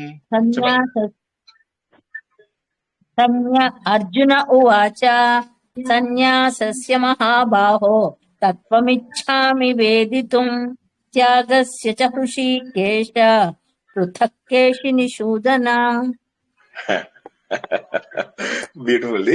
దాని అర్థం ఒకసారి పదచ్ఛేదం చేసి చెప్తా మీకు. ఎవరైనా చక్కగా వినండి. 10 నిమిషాల్లో వదిలేస్తాను, జాగ్రత్తగా వినండి. సన్యాస అస్య, సన్యాసము యొక్క, మహాబాహ, సరే గొప్పవాడైన గొప్ప బాహులు ఉన్నటువంటి శ్రీకృష్ణుడిని ఇక్కడ 3 పేర్లతో పిలుస్తున్నాడు ఆయన. మహాబాహుడు, హృషికేశుడు, ఇంకోటి ఏంటండి కేశి నిషూదనుడు. హలో, వినిపించిందా? 3 మహాబాహు, వినిపించింది సార్. కేశినిషూదనుడు. రైట్. ఇప్పుడు 3 పేర్లతో పిలిచాడు. సో కాబట్టి ఆ 3 పేర్ల గురించి చెప్పుకుందాం. తర్వాత ఇప్పుడు ఇందులోకి వద్దాం. తత్వం అంటే యథార్థ స్వరూపము, అంటే దాని యొక్క అసలు మీనింగు, డైరెక్ట్ మీనింగు. దేని మీనింగ్ కావాలి? సన్యాసస్య త్యాగస్య చ. సన్యాసస్య త్యాగస్య చ. చ అంటే మరియు, త్యాగము యొక్క మరియు సన్యాసము యొక్క. తత్వం ఇచ్చామి వేదితుం. తత్వం వేదితుం ఇచ్చామి. మీరు ఇది చదువుకున్నారు కదా, తుమున్ ప్రత్యయం సంస్కృతం లోపల. తత్వం వేదితుం ఇచ్చామి. శ్రీకృష్ణ మహాబాహో అహం సన్యాసస్య త్యాగస్య చ తత్వం వేదితుం ఇచ్చామి. అర్థమైందా అందరికీ? సన్యాసం యొక్క, త్యాగము యొక్క యథార్థ స్వరూపాన్ని తెలుసుకోవాలనుకుంటున్నాను భగవంతుడా. అర్థం కాని వాళ్ళు అడగండి, తర్వాత నేను చెప్తా, మొత్తం చెప్తా. ఆయన పేర్లు పక్కన పెట్టేయండి, పేర్ల గురించి చాలా డీటెయిల్ గా చెప్పాలి, అదొక క్లాస్ అవుతుంది. ముందు ఇది అర్థం కాని వాళ్ళు అడగండి, ఏ పదం అర్థం కాలేదో అడగండి ఫస్ట్. చాలా నిద్రపోతున్నారండి జనాలు, హారిబుల్. చాలా డీప్ గా వెళ్ళిపోతున్నారు. 9:30కే అదే బాగా తినేస్తే అర్థమైందా? సన్యాసం నిద్రపోలేదా? అందుకే మీరు ఏంటంటే 9 o'clock లోపల హెవీగా తినేయకండి. తింటే ఏమవుతుందంటే 9 o'clock నుంచే నిద్ర వచ్చేస్తుంది. సో కాబట్టి హెవీగా తినకండి, ఏదో జస్ట్ శరీరం అలా నిలబడాలి కాబట్టి తినాలన్నట్టుగా తినండి అంతే. సో సన్యాసం యొక్క, త్యాగము యొక్క రెండు ఒకే రకంగా అనిపిస్తున్నాయి. సన్యాసంలో కూడా వదిలేయడం ఉంది, త్యాగంలో కూడా వదిలేయడం ఉంది. త్యజ్యరేటటువంటి ధాతువే రెండింటికి ఉన్నది. సో ఇక్కడ ఏమైతుంది, న్యాసము గాని తర్వాత త్యజము గాని, ఈ రెండిటితోని కూడుకున్నటువంటి సన్యాసము త్యాగము రెండు కూడా ఒకే రకంగా అనిపిస్తున్నాయి శ్రీకృష్ణ. కొద్దిగా ఒకసారి వాటి మీనింగ్ నాకు చెప్పవా? ఈ ప్రశ్న అర్జునుడు అడిగాడంటే మనం ఎక్కడికి వెళ్ళాలో తెలుసా? ఒకసారి జాగ్రత్తగా వినండి. మొదటి అధ్యాయంకి వెళ్ళాలి ఇప్పుడు మనం. మళ్ళా ఫస్ట్ ప్రశ్న అర్థమైందా లేదా చెప్పండి. మళ్ళీ ఒకసారి చెప్తున్నా, don't say that I didn't warn you. మళ్ళీ చెప్పండి సార్. సన్యాసము యొక్క, సన్యాసస్య, త్యాగస్య చ, త్యాగము యొక్క, సన్యాసము యొక్క, త్యాగము యొక్క తత్వం వేదితుం ఇచ్చామి. తత్వము అంటే దాని స్వరూపం, దాని యొక్క యథార్థ లక్షణం, దాని యొక్క అసలు రూపం. వేదితుం ఇచ్చామి. వేదితుం అంటే తెలుసుకోవడం. వేదం అంటే విద్ అనే ధాతువు. విద్ అనే ధాతువు అంటే వేదము తుమున్ ప్రత్యయం. వేదితుం ఇచ్చామి. ఇచ్చామి అంటే ఇచ్చ, కోరిక కలుగుతుంది నాకు. పృథక్ పృథక్ అని, పృథక్ అంటే ఏంటంటే వేరు వేరుగా. సన్యాసము ఇటు త్యాగము, ఈ రెండింటికి వేరు వేరుగా నాకు దాని యథార్థ స్వరూపం తెలుసుకోవాలనుంది అన్నాడు. ఇందాక చెప్పిన 2 కేటగిరీస్ ఇవి. జాగ్రత్తగా వినండి. నేను ఇవాళ ఏదైతే 40-30 నిమిషాలు చెప్పానో అదంతా ఇక్కడ వచ్చేసింది. అర్థమవుతుందా? త్యాగం యొక్క, సన్యాసం యొక్క తత్వాలు వేరువేరుగా తెలుసుకుంటారు. పృథక్ పృథక్ అంటే వేరు వేరు, పృథక్ పృథక్ అని అంటాం కదా, వేరువేరుగా తెలుసుకోవాలనుంది అని చెప్పి ఆయన 3 పేర్లతో పిలిచాడు. కేశినిషూదన, మహాబాహో, తర్వాత ఇంకోటి ఏం పెట్టాడు, హృషికేశ. అవి పక్కన పెట్టుకుందాం. Let us park it for some time. ఇప్పుడు మనం ఏం చేద్దాము, దీనికి సన్యాసము త్యాగము యొక్క అర్థం తెలుసుకోవాలి అని అంటున్నాడు. ఇక్కడ గొడవ వచ్చి పడింది. త్యాగం అంటే ఏంటి, సన్యాసం అంటే ఏంటి? రెండు కూడా త్యాగం అంటే వదిలేయడమే, సన్యాసం అంటే వదిలేయడమే. అవునా కాదా చెప్పండి నాకు ఫస్ట్. Yes or no? 5 నిమిషాలలో 5 నిమిషాలలో వదిలేస్తాను. ఇట్లా గట్టిగా పట్టుకోండి. 5 నిమిషాలలో వదిలేస్తా, గట్టిగా పట్టుకోండి. రెండు ఒకే రకంగా ఉంటాయా లేదా? ఇది వదిలేయడమే, అది కూడా వదిలేయడమే. ఉంటాయి కానీ వాటిలో డిఫరెన్స్ ఉంది సార్. డీప్ గా వేరే కానీ అర్జునుడు ఈ ప్రశ్న అడగడం, అర్జునుడు ఈ ప్రశ్న అడగడం ఏదైతే ఉందో అది కూడా ఏ చాప్టర్ లో అడుగుతున్నాడు? చివరి చాప్టర్ లో అడుగుతున్నాడు. కారణం ఏమిటి?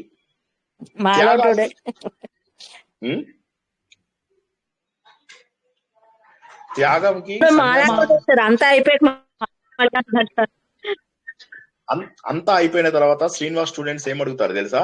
సార్ రామాయణం చాలా బాగుంది సార్, బట్ అసలు యాక్చువల్ గా రాముడు సీత కోసం ఎందుకు చేశాడు సార్? సీతకి రాముడికి ఏం సంబంధం సార్? రాముడు సీత కోసం రావణాసురుడిని ఎందుకు చంపాడు సార్? ఏమింది సార్ వాళ్ళిద్దరి మధ్య? రాముడికి సీతకు ఏం సంబంధం సార్ అని అడుగుతారు. శ్రీనివాస్ స్టూడెంట్స్ ఏమడుగుతారు? రాముడికి సీతకు ఏం సంబంధం ఉంది సార్ అని అడుగుతారు. అందుకోసమే మీకు అదే చెప్పాను సార్, నేను అదే చెప్పాను సార్, నేను అదే అన్నాను సార్. నేను మీలాంటి వాళ్ళ కోసమే ఒక పుస్తకం కొన్నాను. అది మీ అందరికీ చూపిద్దామని, మన రామకృష్ణ మఠంది ఒక పుస్తకం కొన్నాను. ఆధ్యాత్మ రామాయణం. రామాయణం కాదు ఇది, అధ్యాత్మ రామాయణం. ఓకేనా? సో ఇందు లోపల అధ్యాత్మ రామాయణం ఇది నా దగ్గర కూడా అంటే త్యజించుట అంటే వదిలేయుట, త్యాగము అంటే మనం చేసిన పనికి ఫలితాన్ని ఆశించకపోవడం త్యాగం. ఓకే, సో ఇప్పుడు మనము అధ్యాత్మ రామాయణం ఎందుకు చూపించాల్సి వచ్చింది ఇక్కడ? ఎందుకోసము అంటే శ్రీనివాస్ స్టూడెంట్స్ కి మొత్తం రామాయణం అంతా వినేశారు. విన్న తర్వాత ఒక చిన్న డౌట్ వచ్చింది. సార్ ఇప్పుడు ఎందుకు సార్ ఇంత కష్టపడైనా రావణాసురుడిని ఎందుకు చంపాడు సార్ అని అడుగుతారు. మా సుధామోహన్ మేడం అడిగారు, మొన్న రోజు అడిగారు, సార్ ఇంత చేసి ఇప్పుడు రాముడు ఎందుకు రావణాసురుడిని చంపాడు సార్? ప్రాబ్లం ఏమిటి? వాట్ ఈస్ ద ప్రాబ్లం అని ఆవిడ ఇంగ్లీష్ లో కూడా అడిగారు. నేను ఏం చేయాలో చెప్పండి ఇప్పుడు మేడం, సుధామోహన్ మేడం.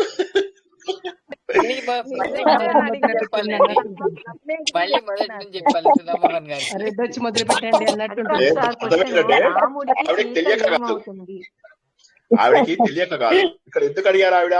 కనీసం ఆ పేరు మీదైనా మళ్ళీ మొత్తం ఒకసారి తెలుసుకుందాం అని చెప్పి. అంటే మీకు తెలుసు లేదో అని. అది కూడా అయ్యింది. అదే మెయిన్ అదే ప్రాబ్లం. అదే కరెక్ట్ అయి ఉంటుంది. యాక్చువల్లీ అది కూడా కరెక్ట్ అయి ఉంటుంది. వండర్ఫుల్. ఇప్పుడు మనము ఇప్పుడు మీకు నేను షార్ట్ కట్ లో ఫస్ట్ నేర్పిస్తాను, తర్వాత డీటెయిల్డ్ ఎక్స్ప్లెనేషన్ తర్వాత ఇస్తాను. ఓకే, 40 ఏళ్ల వరకు చేసే పనులు ఏవైతే ఉంటాయో, 40 ఏళ్ల వరకు చేసే పనులు ఏవైతే ఉంటాయో ఆ పనులు చెయ్యాలి, కానీ అవి బాధ్యతగా చేయాలి. ఎంజాయ్ చేస్తూ ఉంటాం, చేయకూడదని కాదు. కానీ ఆ పనులు ఏవైతే ఉంటాయో ఆ పనులను మనం చేస్తూ ఏంటంటే ఆ పనుల యొక్క ఫలితాన్ని వదిలేయాలి. అర్జునుడితో శ్రీకృష్ణుడు ఏమంటాడు, నువ్వు కర్మ చెయ్యి, రిజల్ట్ ఆలోచించకు, ఆ పరిణతి తెచ్చుకోవాలి. 40-45 ఏళ్ల వరకు ఆ పరిణతి తెచ్చుకోవాలి. పని కోరికల కోసం చెయ్యొద్దు అనట్లేదు ఆయన. కోరిక కోసం చేసినా ఏ రిజల్ట్ వచ్చినా కూడా యాక్సెప్ట్ చేయంటాడు. ముందు అసలు కోరికతోనే చెయ్యొద్దు అంటాడు. అంత పరిణతి రాదు అంటే సరే, కోరిక కోరుకుంటే కోరుకున్నావు, కానీ ఏదొచ్చినా కూడా యాక్సెప్ట్ చేయి. ఆలయంలోకి వెళ్ళావు, బయటకు వచ్చినప్పుడు శ్రీనివాస్ కి ఫేవరెట్ అయినటువంటి పులిహోర ఇవ్వకుండా ఆ తియ్యటి చక్ర పొంగల్ పెట్టారు. ఏం చేస్తాను నేను? చక్ర పొంగల్ని తీసి ఆ ఇచ్చినటువంటి ఆయన ముఖంకే కొట్టను, దండం పెట్టుకొని తింటాను, దైవ ప్రసాదం అని. ఆ పరిణతి రావాలి 40 ఏళ్ల వరకు. దీన్ని ఏమంటారంటే త్యాగము అంటారు. క్లియర్ గా అర్థమైందా? లేదా కర్మయోగము అంటారు. పెన్ను పేపర్ ఉంటే ఒకసారి రాసుకుంటారు. త్యాగం చేసినట్టు కర్మ. వాయిస్ అందరిది బ్రేక్ అవుతుంది. అంటే మన ఇష్టమైంది జరగకపోయినా అంటే మనకి ఇష్టమైంది జరగకపోయినా దాన్ని స్వీకరిస్తాం, అది త్యాగం. ఫలితం ఏది వచ్చినా దాన్ని యాక్సెప్ట్ చేయాలి సార్. సో కాబట్టి ఒకసారి నేను చెప్పిన పాయింట్లు రాసుకోండి. ఫస్ట్ పెన్ను పేపర్ పెట్టి రాసుకోండి. కర్మయోగము అనగా త్యాగము. రాసుకోండి, అందరు రాసుకోండి. కర్మయోగము అనగా త్యాగము. కర్మయోగము అనగా త్యాగము. కర్మయోగము అనగా త్యాగము. ఓకేనా? ఇప్పుడు మీరు 60 ఏళ్ల తర్వాత 50 ఏళ్ల తర్వాత మనవళ్ళు మనవరాలు పుడతారు. పుట్టినప్పుడు అప్పుడు మీరు ఏం చేస్తారు? ఇంకా ఇది నా బాధ్యత కాదు అని చెప్పి కర్మలు వదిలేస్తారు. ఆ కర్మలు చేయరు ఇక మీరు. మళ్ళా పిల్లల్ని పెంచడము, మళ్ళా వాళ్ళ గురించి కోరికలు కోరుకోవడము, వాళ్ళ గురించి మనవళ్ళకి నేను చెప్తున్నది, ఆ బాధ్యతలు తీసుకోరు. దాన్ని సన్యాసము అంటాము. సన్యాసము ఈక్వల్ టు జ్ఞానయోగం అని రాసుకోండి. మీకు ఇది షార్ట్ కట్ చెప్తున్నాను నేను, తర్వాత చాలా డీటెయిల్ గా ఎక్స్ప్లెయిన్ చేస్తాను. కర్మయోగము అనగా త్యాగము.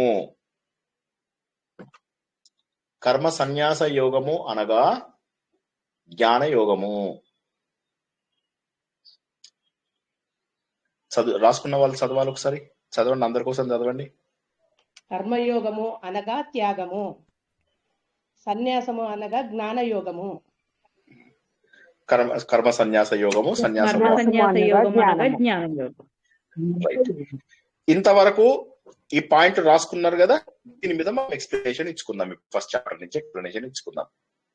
ఓకే, ఇది నేను చాలా షార్ట్ కట్ ముందు రాసుకోమని చెప్పాను. రాసుకోని వాళ్ళు తర్వాత ఇది గుర్తుంచుకోవడం కష్టం, కాబట్టి ముందు రాసి పెట్టుకోండి. తర్వాత ఇప్పుడు దాన్ని బ్యూటిఫుల్ గా అర్థం చేసుకుందాం. మనం చాలా బ్యూటిఫుల్ గా అర్థం చేసుకుందాం. అర్జునుడికి శ్రీకృష్ణుడు ఏం చేశాడంటే, 1వ అధ్యాయం లోపల అర్జునుడు ఏం చేశాడు? చాలా ఇబ్బందిగా ఉన్నాడు. అర్జునుడు ఇబ్బందిగా ఉన్నాడు. అందుకని చెప్పి శ్రీకృష్ణుడు ఏం మాట్లాడలేదు. 2వ అధ్యాయంలో అర్జునుడికి జ్ఞానబోధ చేస్తాడు శ్రీకృష్ణుడు. కర్మ ఎలా చేయాలి, కర్మయోగం ఎలా చేయాలి, కర్మయోగం నుంచి కర్మ సన్యాసం ఎలా చేయాలి, కర్మ సన్యాసం చేసిన తర్వాత జ్ఞానం వస్తుంది, ఆ జ్ఞానం వచ్చినటువంటి వ్యక్తులని స్థిత ప్రజ్ఞులు అంటారు అని చెప్పేసి చెప్పాడు. ఇంతవరకు 2వ చాప్టర్ గుర్తులేని వాళ్ళు ఎవరైనా ఉంటే చెప్పండి, మళ్ళీ ఒకసారి చెప్తా. ఇవాళ క్లాస్ అవ్వకపోయినా సరే వచ్చే వారం అయినా చెప్పుకుందాం, కానీ ముందు ఫస్ట్ చెప్పండి. జై శ్రీకృష్ణ సార్. ఫస్ట్ చాప్టర్ లోని అర్జునుడు చాలా డల్ గా ఉంటాడని ఏమీ చెప్పరు. సెకండ్ చాప్టర్ లోనేమోని శ్రీకృష్ణుడు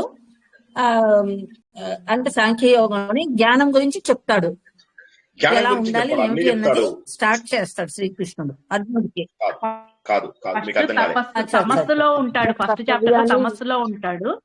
2వ చాప్టర్ లో తమస్సు నుంచి రజోగుణంలోకి వస్తాడు. రజస్సులోంచి సాత్వికంలోకి వస్తాడు. రజోగుణంలోకి వచ్చిన తర్వాత సాత్వికంలో కూడా వచ్చేస్తాడు. సాత్వికంలో కూడా వచ్చి నేను నీ శిష్యుని ఏం చేయమంటావో చెయ్యి అంటాడు. అప్పుడు శ్రీకృష్ణుడు ఏం చెప్పాడు సౌజన్య గారు? సౌజన్య గారు శ్రీకృష్ణుడు 2వ చాప్టర్ లో ఏం చెప్పాడు? అశోచ్యానం. రెండో అంటే చాప్టర్ సమ్మరీ నేను ఇప్పుడు చెప్తున్నా ఏడవద్దు అని ఆల్రెడీ. చెప్తారు సార్ ఫస్ట్ అశోచ్య నేను ఇప్పుడు రెండో చాప్టర్ సమ్మరీ చెప్పేశాను ఆల్రెడీ ఇందాక. వినలేదు మీరు. స్థిత ప్రజ్ఞుడు వరకు చెప్పాను. లక్షణాలన్నీ చెప్పారు సార్. అదే లాస్ట్ లోపల, అంతకంటే ముందేం చెప్పాడు ఆయన? నీవు ధర్మం ఫలం నాకు వదిలేయమని చెప్పారు. కర్మ చేయమన్నారు, త్యాగాన్ని వదిలేయమన్నారు, ఫలితాన్ని సరే సరే మీరు సరే, రెండవ అధ్యాయం అనేటటువంటిది గీతా సారము అంటారు. గీతా సారం అంటే ఏంటి? గీత లోపల ఏముంది? కర్మయోగం, భక్తి యోగం, రాజయోగం, జ్ఞానయోగం అన్ని ఉన్నాయి. ఇవన్నీ కూడా మనకు రెండో చాప్టర్ లోపల కొద్ది కొద్దిగా స్పృశించి వదిలేశాడు శ్రీకృష్ణుడు. వదిలేసి ఏం చేశాడు? స్టార్టింగ్ లోపల నువ్వు కర్మ చేసి తీరవలసిందే అన్నాడు. కర్మ ఎందుకు చెయ్యాలి అంటే నువ్వు క్షత్రియుడు కాబట్టి ధర్మాష్టకం అని చెప్పేసి చెప్పాను ఇందాక, అందరు మర్చిపోయారు. ఆ ధర్మాష్టకం లోపల క్షత్రియుడిగా పుట్టినందుకు చేసి తీరాలి, నువ్వు చనిపోయినా సరే కర్మ చేయాలి అని చెప్పి చెప్పాడు. చెప్పిన తర్వాత ఏం చేశాడు? ఏ ఫలితం వచ్చినా కూడా యాక్సెప్ట్ చెయ్యి అని చెప్పేసి చెప్పాడు.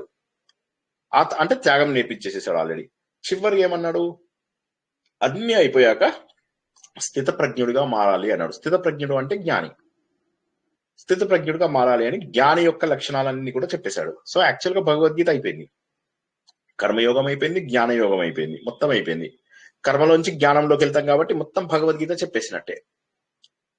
సో మొత్తం చెప్పాడు, కర్మయోగము చెప్పాడు, జ్ఞానయోగం కూడా చెప్పాడు శ్రీకృష్ణుడు. Yes or no? జై శ్రీకృష్ణ సార్. ఫస్ట్ జ్ఞానయోగం చెప్తారు. 31st శ్లోకం నుంచి కర్మయోగం గురించి చెప్పడం మొదలు పెడతారు సార్. కర్మయోగం సూర్యశ్రీ గారు ఒక్క నిమిషం. పద్మావతి మేడం వాయిస్ క్లియర్ గా లేదు, ఒక్క నిమిషం. ఆవిడ మాట్లాడాక మీరు మాట్లాడండి. పద్మావతి గారు అడగండి. ఫస్ట్ జ్ఞానయోగం గురించి చెప్తారు సార్. దాని తర్వాత 31st శ్లోకం నుంచి కర్మయోగం గురించి చెప్తారు సార్. కర్మయోగం, కర్మ కాదు, ఎట్లా ఇంపార్టెన్స్. మీరు ఉల్టా చెప్పారు. రెండవ చాప్టర్ లో ముందుగా కర్మ గురించే చెప్తాడు. కర్మ తర్వాత జ్ఞాన స్థిత ప్రజ్ఞుడు అంటే ఆత్మము చెప్తారు. సో కర్మ ఎందుకు చెయ్యాలో చెప్పిన తర్వాత జ్ఞానయోగము తీసుకెళ్తాడు స్థిత ప్రజ్ఞతలోకి. అంటే మొత్తం కవర్ అయిపోయింది కదా, భగవద్గీతలో చెప్పినవన్నీ కవర్ అయిపోయినట్టే కదా దాదాపుగా. కర్మయోగము చెప్పాడు, జ్ఞానయోగము చెప్పాడు, అవునా కదా? Yes or no? ఇప్పుడు ఇందాక మనం చెప్పిన వర్డ్స్ ఏంటి చెప్పండి ఒకసారి. త్యాగము, సన్యాసము అన్నము. త్యాగం is equal to what?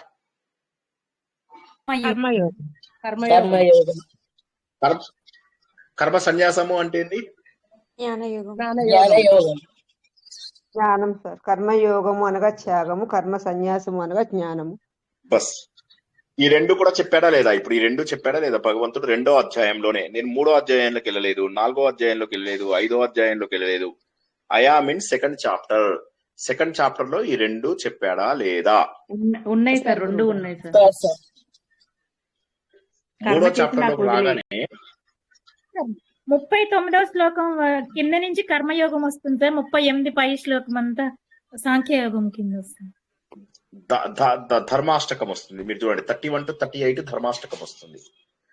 31 to 38. ఓకేనా? సో ఇప్పుడు మనకు మొత్తం మీద ఆ చాప్టర్ మొత్తం లోపల మనం అన్ని నేర్చుకున్నాం. నేర్చుకున్న తర్వాత మళ్ళీ అర్జునుడికి ఏం రోగం? మళ్ళీ వచ్చేసి 3వ చాప్టర్ లోపల ఏమంటాడు? ఎవరికైనా జ్ఞాపకం ఉందా 3వ చాప్టర్ లో ఏమంటాడు? 3వ చాప్టర్ కావాలా అంటే డైరెక్ట్ గా జ్ఞాన మార్గం ఉన్నప్పుడు ఎందుకు నేను కర్మ చేయాలి అని అడుగుతాడు. ఎందుకు ఈ యుద్ధ కర్మలోకి నన్ను దించుతున్నావు శ్రీకృష్ణ? నా మనసంతా కూడా నీ వల్ల నాకు చాలా ఇదవుతుంది. నా మనసంతా కూడా బాధ అవుతుంది. నా మనసంతా కలగాపులగం అయిపోతుంది. మిక్స్ అండ్ మ్యాచ్ అయిపోతున్నది నా మనసంతా కూడా. కర్మ కంటే కూడా జ్ఞానం గొప్పదైనప్పుడు ఐ చూస్ జ్ఞానం.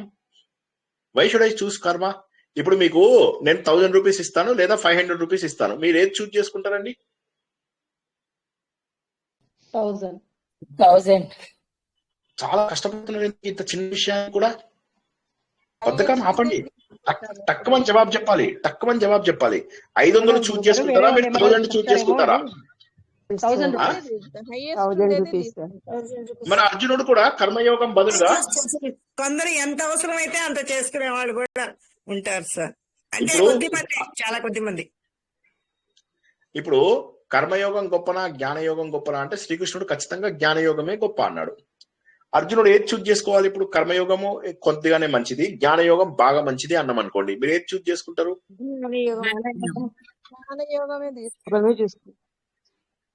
చేసుకోవాలి. జ్ఞానయోగమే ఇప్పుడు అర్జునుడు 3వ చాప్టర్ లోపల వచ్చేయమన్నాడంటే, ఒకవేళ గనక జ్ఞానయోగమే మీకు ఫస్ట్ చాప్టర్స్ అన్ని కూడా అర్థం కాకపోతే ఇదే ప్రాబ్లం వస్తుంది. ఇప్పుడు అందులోపల మరి జ్ఞానయోగమే గొప్పదైతే శ్రీకృష్ణ మళ్ళా నన్ను ఈ అత్యంత ఘోరమైనటువంటి యుద్ధం అనేటటువంటి కర్మ నాతో ఎందుకు చేయిస్తున్నావు? లెట్ మీ చూస్ జ్ఞానయోగం. నేను జ్ఞానయోగం చూజ్ చేసుకుంటా సార్, కర్మ సన్యాసం చూజ్ చేసుకుంటాను. నేను యుద్ధం చేసి ఫలితం ఏదైతే అది అని నేను ఎందుకు త్యాగం ఎందుకు చూజ్ చేసుకుంటాను? నేను సన్యాసమే చూజ్ చేసుకుంటాను. శ్రీకృష్ణుడు ఏమన్నాడు? నువ్వు త్యాగం చూజ్ చేసుకో, కర్మ చెయ్యి, నువ్వు యుద్ధం చెయ్యి, యుద్ధం లోపల గెలిస్తే మంచిది, గెలవకపోయినా మంచిది, కర్మ ఫలితాన్ని వదిలేసాయని అన్నాడు శ్రీకృష్ణుడు. దాన్ని త్యాగము అంటారు, కర్మయోగంని త్యాగము అంటారు. కర్మ సన్యాసం అయ్యేసరికి జ్ఞానము, జ్ఞానికి ఇంకా ఏం పనులు ఉంటాయి? ఏం పనులు ఉండవు. కాబట్టి కర్మ సన్యాసం. ఇప్పుడు అర్జునుడు ఏమంటాడు? నేను అట్లుంటాను, జ్ఞానిలాగా ఉంటాను, కర్మ సన్యాసిలాగా ఉంటాను అని అన్నాడు. హలో, అర్థమైందా? నువ్వు కర్మ చేయాలంటాడు. అది కుదరదు, చేసిన తర్వాతనే వెళ్ళాలంటాడు. సూర్యశ్రీ గారు మాట్లాడండి, తర్వాత భాగ్యలక్ష్మి గారు మాట్లాడండి. సార్ అక్కడే చెప్పాడు కదా 3వ అధ్యాయంలో 30వ శ్లోకంలో మయి సర్వాణి కర్మాణి సన్యస్యాధ్యాత్మ చేతస అని అక్కడ దీనికి సంబంధించి చెప్పారు కదా. కాదండి, ఫస్ట్ శ్లోకం గురించి మాట్లాడండి. ఇప్పుడు మీరు ఫస్ట్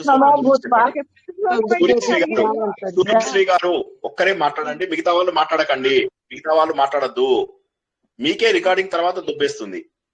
సూర్యశ్రీ మేడం మాట్లాడండి. మొదటి శ్లోకంలో ఏమన్నాడు ఆయన? మొదటి శ్లోకంలో అయితే నేను ఇప్పుడు జ్ఞానయోగం డైరెక్ట్ గా మంచిది అన్నావు కదా, అన్నప్పుడు నేను ఎందుకు కర్మ చెయ్యాలి, నా కర్మ చేయవలసిన అవసరం ఏముంది, అందరినీ చంపవలసిన అవసరం ఏముంది అన్నట్టు అలా వచ్చేస్తున్నాడు మళ్ళీ. అవును, అంటే కర్మయోగం అంటే దేంతో సమానం అని చెప్పాం మనం? కర్మయోగం అంటే త్యాగంతో. జ్ఞానయోగం దేంతో సమానం అని చెప్పాము? కర్మ సన్యాసం. సో అర్జునుడు ఏది చూజ్ చేసుకున్నాడు? కర్మ సన్యాసం చూజ్ చేసుకున్నాడు. కర్మ చేయకుండా కర్మ సన్యాసం చేయడానికి లేదు కదా. కర్మ చేయకుండానే కర్మ సన్యాసం చేయడం. కర్మ సన్యాసం అంటే కర్మ సన్యాసం అంటే కర్మలు చేయకుండా ఉండడం. కర్మలు చేయకుండా ఉండడమే కర్మ సన్యాసం. ఇప్పుడు మీకున్నట్టుగా బాధ్యతలు ఇవన్నీ సన్యాసులకు ఉంటాయా? ఉండవు. ఇప్పుడు మీరు 50-70 ఏళ్ల తర్వాత ఎవరు అడిగారు ఆ ప్రశ్న? ఇప్పుడు ఎవరికో అర్థం కాలేదు సంభవం చాలా. ఎవరు అడిగారు? సునంద గారు మీరా? మామూలు అర్జునుడు కృష్ణుని అడిగాడు కాదు, ఆ ప్రశ్న అడిగింది ఎవరు అన్నా నేను. ఇప్పుడు ఆ ప్రశ్న అడిగింది ఎవరు అన్నాను? ప్రశ్న సార్, ఏం ప్రశ్న సార్? ఇప్పుడు ఎవరో అడిగారు కదా, కర్మ చెయ్యందే కర్మ సన్యాసమో ఏదో అడిగారు కదా. అదే కర్మ. ఇప్పుడు అర్జునుడు నేను జ్ఞానమే నేను అదే కర్మ సన్యాస యోగమే తీసుకుంటానని అన్నాడు, అదే చూస్ చేసుకుంటానన్నాడు కదా. నువ్వు ఇది చెయ్యకుండానే దాంట్లోకి నువ్వు వెళ్ళలేవు కదా. కాబట్టి ఫస్ట్ నీ బాధ్యత నువ్వు కర్మ చెయ్యి, నువ్వు యుద్ధం చెయ్యి, ఆ తర్వాతనే నీకు జ్ఞాన యోగానికి నువ్వు అర్హుడు అవుతావని కదా చెప్పేది. ఫస్ట్ నువ్వు యుద్ధం చెయ్యి, నీ కర్తవ్యం చెయ్యి నువ్వు. ఆ మాట అన్నాడా అండి ఆయన ఎక్కడైనా? ఆ మాట అన్నాడా? ఇప్పుడు ఈ ఒకటో శ్లోకం లోపల ఇప్పుడు ఆ మాట అన్నాడా ఆయన? ఒకటో శ్లోకం అని కాదు, మామూలుగా 2వ శ్లోకంలో అన్నాడా? 4వ శ్లోకంలో అన్నాడా? 5వ శ్లోకంలో అన్నాడా? 15వ శ్లోకంలో అన్నాడా? ఇప్పుడు మీరు చెప్పిన మాట ఏ శ్లోకంలో ఉందో చెప్పండి నాకు. 2వ అధ్యాయంలో చెప్పినాడు. 2వ అధ్యాయంలో కూడా అది చెప్పలేదు. 2వ అధ్యాయంలో కూడా మీరు అన్న మాట ఎక్కడ చెప్పలేదు. ఆయన అన్ని యోగములని కూడా వర్ణించాడు. వర్ణించడం వల్ల ఏమైంది? అర్జునుడికి ఏమని అర్థమైందంటే, కర్మయోగము కర్మ సన్యాస యోగము ఉన్నప్పుడు నేను సన్యాసం చేస్తే జ్ఞానం దొరుకుతుంది, నాకు కర్మయోగం చేస్తే నాకేం దొరుకుతుంది అని అర్జునుడు అనుకుంటున్నాడు. ఇప్పుడు మళ్ళీ దాని గురించే మనము స్టార్టింగ్ లో ఇవాళ 40 నిమిషాల మొదటి ఎక్స్ప్లెనేషన్. ఇప్పుడు నా ఎఫర్ట్ అంతా తీసుకెళ్లి మీరు బూడిదలో పోయండి, సంతోషంగా నేను స్వీకరిస్తా. సరిగా వినకపోతే వచ్చే ప్రాబ్లమ్స్ ఇవి. స్టార్టింగ్ లో మనం ఏం చెప్పుకున్నాము? 45 ఏళ్ల వరకు మన బాధ్యత మనం సరిగా చెయ్యాలి. అంటే మన పిల్లల్ని పెంచడము అవి ఇవి ఏవైతున్నాయో. 50 ఏళ్ల తర్వాత వచ్చే మనవళ్ళు, మనవరాళ్ళు, మిత్రులు, స్నేహితులు ఇవన్నీ కూడా కర్మల కిందికి వస్తాయి, వాటిని వదిలేయాలి మెల్లమెల్లగా అని చెప్పాము. సో ఇక్కడ కర్మయోగం చెప్పాము, ఇక్కడ కర్మ సన్యాస యోగం చెప్పాము. ఒకే మనిషి రెండు వివిధ అవస్థలలో రెండు వివిధ పనులు చేస్తాడు అని చెప్పాను. ఇంతవరకు అర్థం కాని వాళ్ళు దయచేసి అడగండి, ఇంకోసారి చెప్తా. పోతే పోయింది వాళ్ళ క్లాసు, ఇంకో క్లాస్ లో చెప్తాను.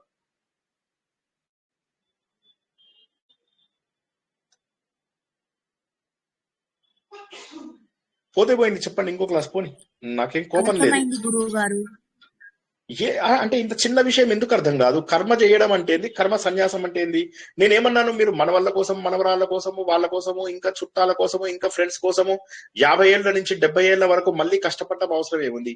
ఇవన్నీ మీరు 20 నుంచి 50 వరకు చేసుకోమని చెప్తున్నాను కదా నేను. మీరు ఇప్పుడు మాకు డాన్స్ చేయాలని ఉంది గురువు గారు అంటారు, చేసుకోండి, కానీ 40 ఏళ్లలో చేయండి. పోయి 70 ఏళ్ళకి చేస్తారంటే ఎట్లాగా? గురుగారు పిల్లల్ని పెంచుతానంటే పెంచుకోండి 20 నుంచి 50 వరకు ఉంటే. ఉదాహరణ చెప్తున్నా, 20 నుంచి 50 అంటే మళ్ళీ ఎగ్జాక్ట్లీ 51 సార్ నాకు ఇప్పుడు ఏం చేయమంటారో అడగద్దు. అది సుమారుగా ఒక మాట చెప్తున్నా అంతే. 50 ఏళ్ల తర్వాత మనవళ్ళని పెంచుతాను సార్, మనవరాలను పెంచుతాను సార్, నా చిట్టి తండ్రి, నా చిట్టి తల్లి అని చెప్పేసి మళ్ళీ వాళ్ళపైన విపరీతమైన మోహం పెంచుకుంటే చేసిన పనే మళ్ళీ చేస్తారా? చెప్పండి. పారాయణము 1కి 1000 సార్లు చదువుతారు. దేవుడికి అక్కడ ఎంత చిరాకు వస్తుంది తెలుసా? ఈత బరికె తీసుకొని కొడతాడు ఒక్కొక్కడిని. వెళ్ళండి, మీకు అక్కడ మంచిగా చూపిస్తాడు. ఈత బరికెలతో కొడతాడు. చిత్రగుప్త, శ్రీనివాస్ గ్యాంగ్ వచ్చారు, ఎవరో పారాయణం చేశారట, వేసేయి, నూనెలు వేసేయి, బజ్జీలు చేద్దాం ఇవాళ. చదివిందే చదివి చావగొట్టేశారు అయ్యా నన్ను. అర్థం లేకుండా, అర్థం పర్థం లేకుండా చదివి చావగొట్టారు నన్ను. ఒళ్ళంతా హూనం అయిపోయింది నాకు. జయ హనుమాన్ జ్ఞాన గుణ సాగర కొడుతుంటే ఇలా పిడికిలు బిగించి ఆంజనేయ స్వామిని గుద్దుతున్నారు వీళ్ళంతా. అదా చదివేది. ఎంత ప్రేమగా చదవాలి ఆంజనేయ స్వామి. ఆ ఒక్క ఫస్ట్ లైన్ చాలు జీవితం మారడానికి. జయ హనుమాన జ్ఞాన గుణసాగర. జ్ఞానం అనేటటువంటి సముద్రానికి నువ్వు ఒక సమూహానివి. నువ్వు జ్ఞానం అంతా కలిపితే నువ్వు. దాన్ని వీళ్ళు పారాయణంగా చేసేస్తే ఎంత దారుణం చెప్పండి. నాశనం చేసి పడేస్తున్నారు. వ్యవస్థనంతా కూడా నాశనం చేసి పడేస్తున్నారు. మళ్ళొకసారి అర్థం చేసుకోండి. వయసుకు తగ్గ పనులు చేయాలి. ఇక్కడ గోటీలాడాను, ఇక్కడ గోటీలాడను. ఇక్కడ నా పిల్లల్ని బాగా పెంచాను, ఇక్కడ నా మనవళ్ళని బాగా పెంచకూడదు. ఇక్కడ నేను చాలా స్నేహితులు, తర్వాత చుట్టాలు, ఇక్కడ అది చేయకూడదు. ఇక్కడ నేను అందరితోని కలిసి సమాజంలో ఒక మంచి పేరు తెచ్చుకోవాలి. ఇక్కడ నాకు సమాజంతో తగ్గించుకుని దూరంగా ఉండాలి. ఇక్కడ కర్మలన్నీ తప్పక చేయాలి. ఇక్కడ కర్మలన్నింటినీ మెల్లమెల్లగా వదలాలి, వయస్సుకు తగ్గట్టుగా వదిలేయాలి. ఇది కర్మయోగము, ఇది కర్మ సన్యాస యోగము. ఇది కర్మయోగము, ఇది జ్ఞాన యోగము. అర్థం కాని వాళ్ళు మళ్ళీ ఒకసారి అడగండి, చెప్తాను. అర్థమైంది సార్.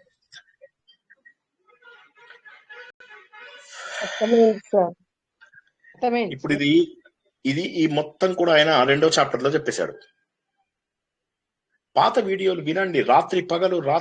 నేను ఇదే చెప్తాను అన్నమాట. ఒక్కొక్కసారి ఏమనిపిస్తుంది అంటే, నేను చాలాసార్లు అన్నాను మీతోటి, తీసుకుపోయి ఎక్కడన్నా కూర్చోబెట్టి హిమాలయాల లోపల పొద్దున 6ంటికే నిద్ర లేపి చల్లటి గోదావరిలో స్నానం చేయించి 7 నుంచి రాత్రి 10 దాకా ఒక 15-20 రోజులు బాధేస్తే గానీ మీకు క్రమశిక్షణ రాదు జీవితంలో. ఏమి క్రమశిక్షణ లేనటువంటి బద్ధకంతో జీవితాన్ని గడిపేస్తున్నారు. 70-80 వీడియోలు ఉన్నాయి మన భగవద్గీత మీద. ఆ మాత్రం శ్రద్ధ లేదా? వినండి మొత్తం ఒకసారి వెనక నుంచి. సో ఇప్పుడు 2వ అధ్యాయంలోనే మొత్తం చెప్పేశాడు. ఇది ఎంత నేను చెప్తున్నా, ఇది మీకు ఇప్పుడు మొత్తం భగవద్గీతలో ఈ త్యాగము సన్యాసం ఎక్కడెక్కడ వచ్చిందో మీకు అర్థం చేయించడానికి ట్రై చేస్తున్నా నేను. ఒకసారి ఆలోచించండి, ఇక్కడ ఎంత నేను ఎఫర్ట్ పెట్టుండవలసి వచ్చి ఉంటుందో మీకు అర్థమవుతలేదు. కొత్తగా వచ్చిన వాళ్ళు అనుకుంటాను సార్, వాళ్ళకి అర్థమై ఉండదు. కాదు, ఎవరైనా నేను పాతది ఇది చేయొచ్చు సరే. ఈ కర్మ యోగము, కర్మ సన్యాసము, ఇది త్యాగమైంది, ఇది సన్యాసం అయింది.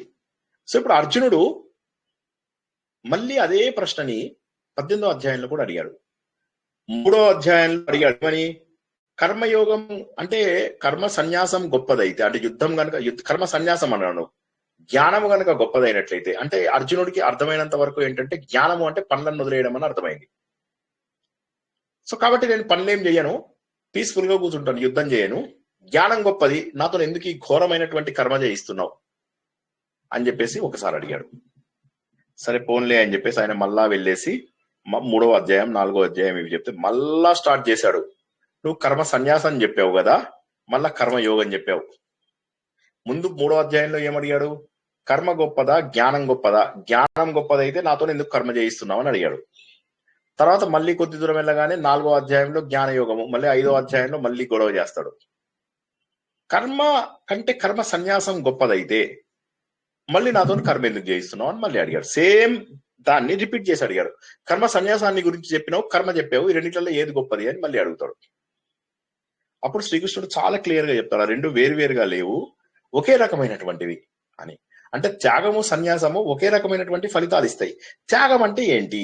త్యాగం అంటే ఏంటి అంటే మన బాధ్యతలు ఏవైతే 20 నుంచి 50 ఏళ్ల వరకు చేస్తామో, లేదా పుట్టినప్పటి నుంచి 50 ఏళ్ల వరకు చేస్తామో ఆ పనులు ఖచ్చితంగా చేయాలి. ఏం చేయాలి? స్కూల్కి వెళ్ళాలనుకో, స్కూల్కి చక్కగా బాధ్యతాయుతంగా వెళ్ళాలి. చక్కగా బాధ్యతాయుతంగా వెళ్ళి ఆ స్కూల్ లోపల ఏం చేయాలి? మనము ఆ స్కూల్ లోపల మనము చాలా ఆనందంగా అన్ని నేర్చుకోవాలి, చక్కటి శ్రద్ధ పెట్టాలి. స్కూల్ నుంచి కాలేజ్కి వచ్చాం, కాలేజీలో శ్రద్ధ పెట్టాలి. అక్కడి నుంచి మనము డిగ్రీకి వచ్చాం, అక్కడి నుంచి చేసాము, ఉద్యోగంకి వచ్చాం, శ్రద్ధ పెట్టాలి. భార్య పిల్లలు వచ్చారు, శ్రద్ధ పెట్టాలి. అన్ని కూడా ఇవన్నీ నా బాధ్యతలు అని చెప్పి చెయ్యాలి. చేస్తూ పిల్లల్ని చక్కగా మంచి సిటిజన్స్ చేస్తూ, సమాజంలో మంచి వ్యక్తిగా పేరు తెచ్చుకొని సమాజానికి సేవ చేస్తూ, ఇవన్నీ చేస్తూ, ఇవన్నీ కూడా నా బాధ్యతలు, ఈ బాధ్యతలోనే నాకు సంతోషం ఉంది అని చెప్పి సంతోషాన్ని వెతుక్కోవాలి. అనవసరమైనటువంటి హంగు ఆర్భాటాలకు దూరంగా ఉంటూ 50 ఏళ్ల వరకు ఆనందంగా బతుకు. నీ కర్మలతో ఎప్పుడు నేను ఇది చేయమన్నాడు. ఒక వ్యక్తి ఆనందంగా ఉండాలంటే 100 మంది అవసరం లేదు తెలుసా? ఒక భార్య, కొంతమంది పిల్లలు సరిపోతారు. సరే, ఏమీ అవసరం లేదు, ఆనందానికి ఎక్కువ ఏం అవసరం లేదు. కాబట్టి 20 నుంచి 50 ఏళ్ల వరకు ఏదైతే గృహస్థాశ్రమం, అద్భుతమైనటువంటి గృహస్థాశ్రమం ఉంటుందో, చక్కగా సమాజంలో కూడా మంచిగా సమాజానికి సేవ చెయ్యి, ఇంట్లో చక్కటిగా పిల్లల్ని వాళ్ళని అందరినీ పెంచు. కానీ ఏంటంటే ఏ ఫలితం వచ్చినా యాక్సెప్ట్ చేయి. అదొక్కటే చిన్న పాయింట్. ఏంటంటే గృహస్థాశ్రమంలో ఉన్న వాళ్ళకి, ఇప్పుడు మన టీంలో కూడా కొంతమంది 50 ఏళ్ల లోపు వాళ్ళు ఉంటారు. వాళ్ళకి ఒకటే మాట చెప్తా, ఏ ఫలితం వచ్చినా యాక్సెప్ట్ చేయండి, అంతే, దట్స్ ఇట్. కర్మ ఫల త్యాగం చేయాలంతే. ఈ 50 ఏళ్ల వరకు ఉండే వాళ్ళు ఎవరైతే ఉంటారో వాళ్ళు త్యాగం చేస్తే చాలు. త్యాగం అంటే కర్మ ఫల త్యాగము. ఏ ఫలితం వచ్చినా నేను యాక్సెప్ట్ చేస్తాను. యుద్ధంలో చనిపోతానా వీరస్వర్గం, యుద్ధంలో బతుకుతానా రాజ్యం ఏలుతాను. కాబట్టి result is not in my hands. కర్మణ్యే వాధికారస్తే మా ఫలేషు కదాచన. అంటే ఫలితాన్ని ఆశించేటటువంటి హక్కు నీకు లేదు, కర్మ చేయడం వరకు మాత్రమే నీ అధికారం. ఈ విషయం మనం ఫస్ట్ 50 ఏళ్లలో గుర్తుంచుకోవాలి. కర్మ చేస్తూ కర్మ నుంచి వచ్చిన ఫలితాలను వదిలేయి. ఫలితం నీ చేతిలో లేదు, దేవుడిస్తాడు అని చెప్పాడు. 50 ఏళ్ల తర్వాత ఏమైతుంది? కర్మను కూడా మెల్లమెల్లగా తగ్గించుకో. ఇప్పుడు పూర్వకాలం లోపల రాజ్య బాధ్యత ఉన్నటువంటి రాజులు రాజ్యాన్ని వదిలేసి వానప్రస్థానికి వెళ్లే వాళ్ళ కాదా? అది కర్మ సన్యాసం అవునా కాదా? నాకు చెప్పండి ఫస్ట్ ఒక మాట. అవును గురువు గారు, కర్మ సన్యాసం వానప్రస్థానికి వెళ్ళేవారు. అవునా కదా? వానప్రస్థానికి వెళ్లేవాళ్ళు. వీళ్ళందరూ కూడా ఏం చేసేవాళ్ళు అంటే చక్కగా అన్ని వదిలేసేసి వానప్రస్థానికి వెళ్ళారు. భార్య సమేతంగా మరి అది కర్మ, అది సన్యాసం కదా? ఇక్కడ మరి బోల్డ్ అంత ల్యాండ్ ఉంది, బోల్డ్ అంత రాజ్యం ఉంది, ఆ రాజ్యాన్ని అనుభవిస్తూ ఉండొచ్చు కదా. ఎందుకు వదిలేసి వెళ్ళిపోయారంటారు? ఎందుకంటే వయస్సుకు తగ్గ పేరు చేయడం, వయస్సుకు తగ్గట్టుగా ఉండడం కోసం. వయస్సుకి తగ్గట్టుగా ఉండాలి, వయస్సుకు తగ్గట్టుగా ఉండాలి. అందుకని ఏం చేశారు వాళ్ళు? ఒక ఏజ్ రాగానే పిల్లలు కాస్త సెటిల్ అవ్వగానే పిల్లలు ఎంత చేయమన్నా కూడా వదిలేసి వాళ్ళని అరణ్యంలోకి వెళ్ళిపోయేవాళ్ళు. మెల్లమెల్లగా డిటాచ్మెంట్ పెంచుకునేవాళ్ళు, మెల్లమెల్లగా కొద్ది కొద్దిగా. సో కాబట్టి కర్మయోగము గొప్పదే, కర్మ సన్యాసము గొప్పదే, వయస్సుకు తగ్గట్టుగా. ఇక్కడ అదే ప్రశ్న అర్జునుడు మళ్ళీ 5వ అధ్యాయంలో అడిగాడు. ఏమని అడిగాడు? ఏది గొప్పది అని అడిగాడు. కర్మ సన్యాసం గొప్పదా, కర్మయోగం గొప్పదా అని మళ్ళోసారి అడిగాడు. అంతకు ముందేం అడిగాడు? కర్మయోగము జ్ఞానయోగంని కంపేర్ చేసి జ్ఞానయోగం గనక గొప్పదైతే నేను జ్ఞానయోగం చూజ్ చేసుకుంటాను అని ఒకసారి చెప్పాడు. మళ్ళీ 5వ అధ్యాయం రాగానే కర్మ సన్యాసం, కర్మకి ఏంటి తేడా అన్నాడు. అంటే సేమ్ ప్రశ్న అర్జునుడు ఎన్నిసార్లు అడుగుతున్నాడో చూడండి. అర్జునుడికి అర్థం కాని ఏంటంటే 2 ఫేజెస్ ఉంటాయి లైఫ్ లోపల. ఇదొక ఫేజు, ఇదొక ఫేజు.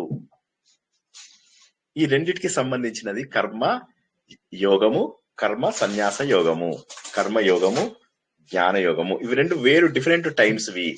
కానీ అర్జునుడు కన్ఫ్యూజ్ అయిపోతున్నాడు. అర్జునుడు కూడా అర్థం కావడం లేదు. ఇప్పుడు మనకి ఏదైతే కన్ఫ్యూజన్ ఉందో అర్జునుడికి అదే కన్ఫ్యూజన్ ఉంది. అందుకే ఎన్నిసార్లు అడిగాడు? 3వ అధ్యాయంలో అడిగాడు, నేను కర్మ బదులు జ్ఞానం గొప్పదైతే జ్ఞానం చూజ్ చేసుకుంటాను. మళ్ళీ 5వ అధ్యాయంలో కూడా కర్మ సన్యాసాన్ని మాటలు పట్టుకుంటే కర్మ సన్యాసం గొప్పది అనిపిస్తుంది. సో కర్మ సన్యాసానికి కర్మయోగానికి తేడా ఏంటి అని అప్పుడు శ్రీకృష్ణుడు చెప్తాడు, రెండు ఒకటే అని చెప్పి చెప్తాడు. మళ్ళీ అక్కడితో వదలలేదు అర్జునుడు. ఇది మళ్ళీ మొత్తం వచ్చేవారని చెప్తాను. మీరు ఎంత క్యాచ్ చేస్తున్నారో నాకు తెలియదు. ఈ వీడియోని వినకపోతే మాత్రం ఇక మీ అంత పాపాత్ములు ఉండరు. నాకు నిజంగా బాధేస్తుంది. వినండి, మళ్ళా వచ్చేవారని చెప్తా. 12వ అధ్యాయంలోకి వస్తారు. మళ్ళా 11వ అధ్యాయంలో భగవంతుడి దర్శనం కూడా అయిపోతుంది అర్జునుడికి. భగవంతుడి దర్శనం కూడా అయిపోతుంది. అయిపోయిన తర్వాత కూడా సిమిలర్ క్వశ్చన్ వేస్తాడు. ఏంటో తెలుసా అది? ఏవం సతత యుక్తాయే భక్తాస్త్వాం పర్యుపాసతే అనుకుంటూ మళ్ళీ అక్కడ ఏమన్నాడు?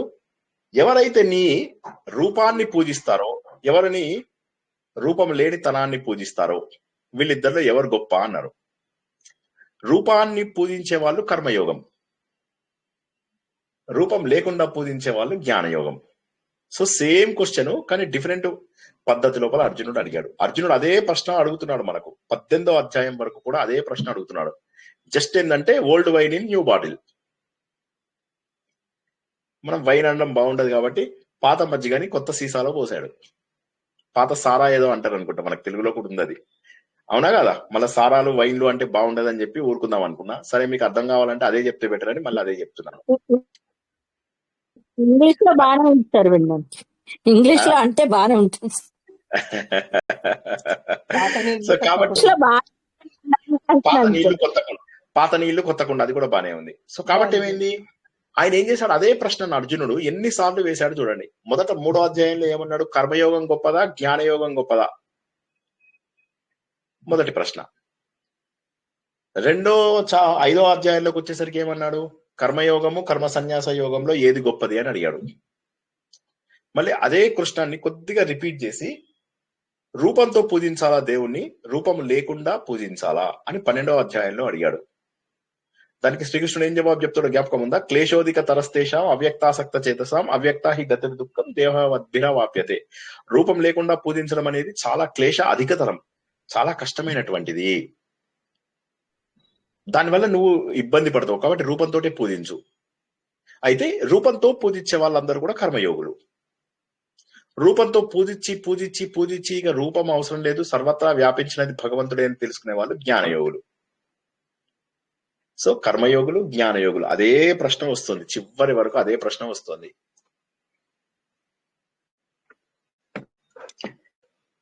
ఇప్పుడు ఇండైరెక్ట్ గా ఇందాక భాగ్యలక్ష్మి మేడం ఏదైతే చెప్పారో ఆ పాయింటే వస్తుంది.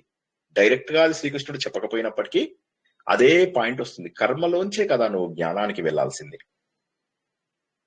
కానీ ఈ పాయింట్ అర్జునుడికి అర్థం కాలేదు. ఇప్పుడు ఇందాక భాగ్యలక్ష్మి గారు అడిగితే నేను చెప్పా కదా అది కాదు, అది ఎక్కడ చెప్పారో చెప్పండి అంటే ఎవరు చెప్పలేదు, అది ఆ పాయింట్ చెప్పలేదు. కానీ మనం అది అర్థం చేసుకోవాలి, ఎందుకంటే ఇది వేదసారం.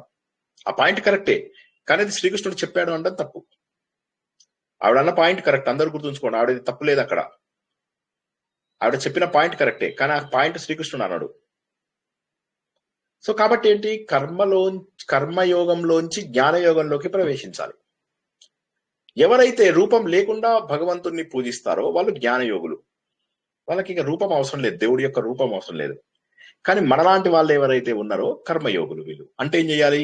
నేను ఒక పూజ చేస్తాను విగ్రహానికి, పూజ చేసి ఆ ఫలితాన్ని త్యాగం చేస్తాను. అదే విధంగా నేను ఒక అభిషేకం చేస్తాను, దాని ఫలితాన్ని త్యాగం చేస్తాను. ఒక మంచి పారాయణ చేస్తాను, దాని ఫలితాన్ని త్యాగం చేస్తాను. ఒక దేశ సేవ చేస్తాను, దాని ఫలితాన్ని దేవుడా నీకే, పాల ముంచినా నీట ముంచినా నీదే భారము, సర్వం శ్రీ కృష్ణార్పణ వస్తువు. దీన్ని ఏమంటారంటే కర్మ ఫల త్యాగము లేదా కర్మయోగము అంటారు. ఈ పాయింట్ అర్థమైందా లేదా? కర్మ ఫల త్యాగము లేదా కర్మయోగము అంటే ఒకటే అన్నటువంటి భావన ఏదైతే ఉందో అది విగ్రహారాధన లోపల వచ్చింది. ఎప్పుడైతే విగ్రహం లేకుండా భగవంతుడు అంతటా వ్యాపించి ఉన్నాడు అని చెప్పి తెలుస్తుందో వాళ్ళు జ్ఞానయోగులు. వాళ్ళకి ఇంకా ఈ రూపంతో సంబంధం లేదు. సో అంటే అది కర్మ సన్యాసం. ఇక జ్ఞానయోగులకు కర్మలతో సంబంధం ఏముంది? వాడు ఏ పనులు చేయడు. వాడికి ఏవైనా నిత్య కర్మలు అంటే నిత్య కర్మల భోజనం చేయడము, ఏవైతే శరీరానికి అవసరమైన పనులు తప్ప వాడికి వేరే పనులు ఉండవు సన్యాసికి.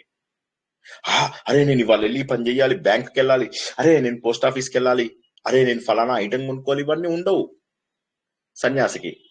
సన్యాసికి ఏంది? ఆత్మశోధన తప్ప ఇంకేమీ అవకాశం ఉండదు. కాబట్టి అతను పూర్తి సన్యాసంలోకి వెళ్తాడు. త్యాగము మనలాంటి వాళ్ళకి అవసరం. సన్యాసము జ్ఞానులకు ఉంది. సో అదే క్వశ్చన్ అర్జునుడు ఎన్నిసార్లు వేశాడు? సిమిలర్ క్వశ్చన్స్ అర్జునుడు అదే క్వశ్చన్ కొద్దిగా పేర్లు మార్చి అడుగుతున్నాడు అంతే. 3వ అధ్యాయంలో అడిగాడు, 5వ అధ్యాయంలో అనుకుంటాను అడిగాడు, 12వ అధ్యాయంలో అడిగాడు, చివరికి ఇప్పుడు 18వ అధ్యాయంలో కూడా అదే క్వశ్చన్ అడిగాడు. ఈ రిఫరెన్స్ అందరికీ అర్థమైందా లేదా?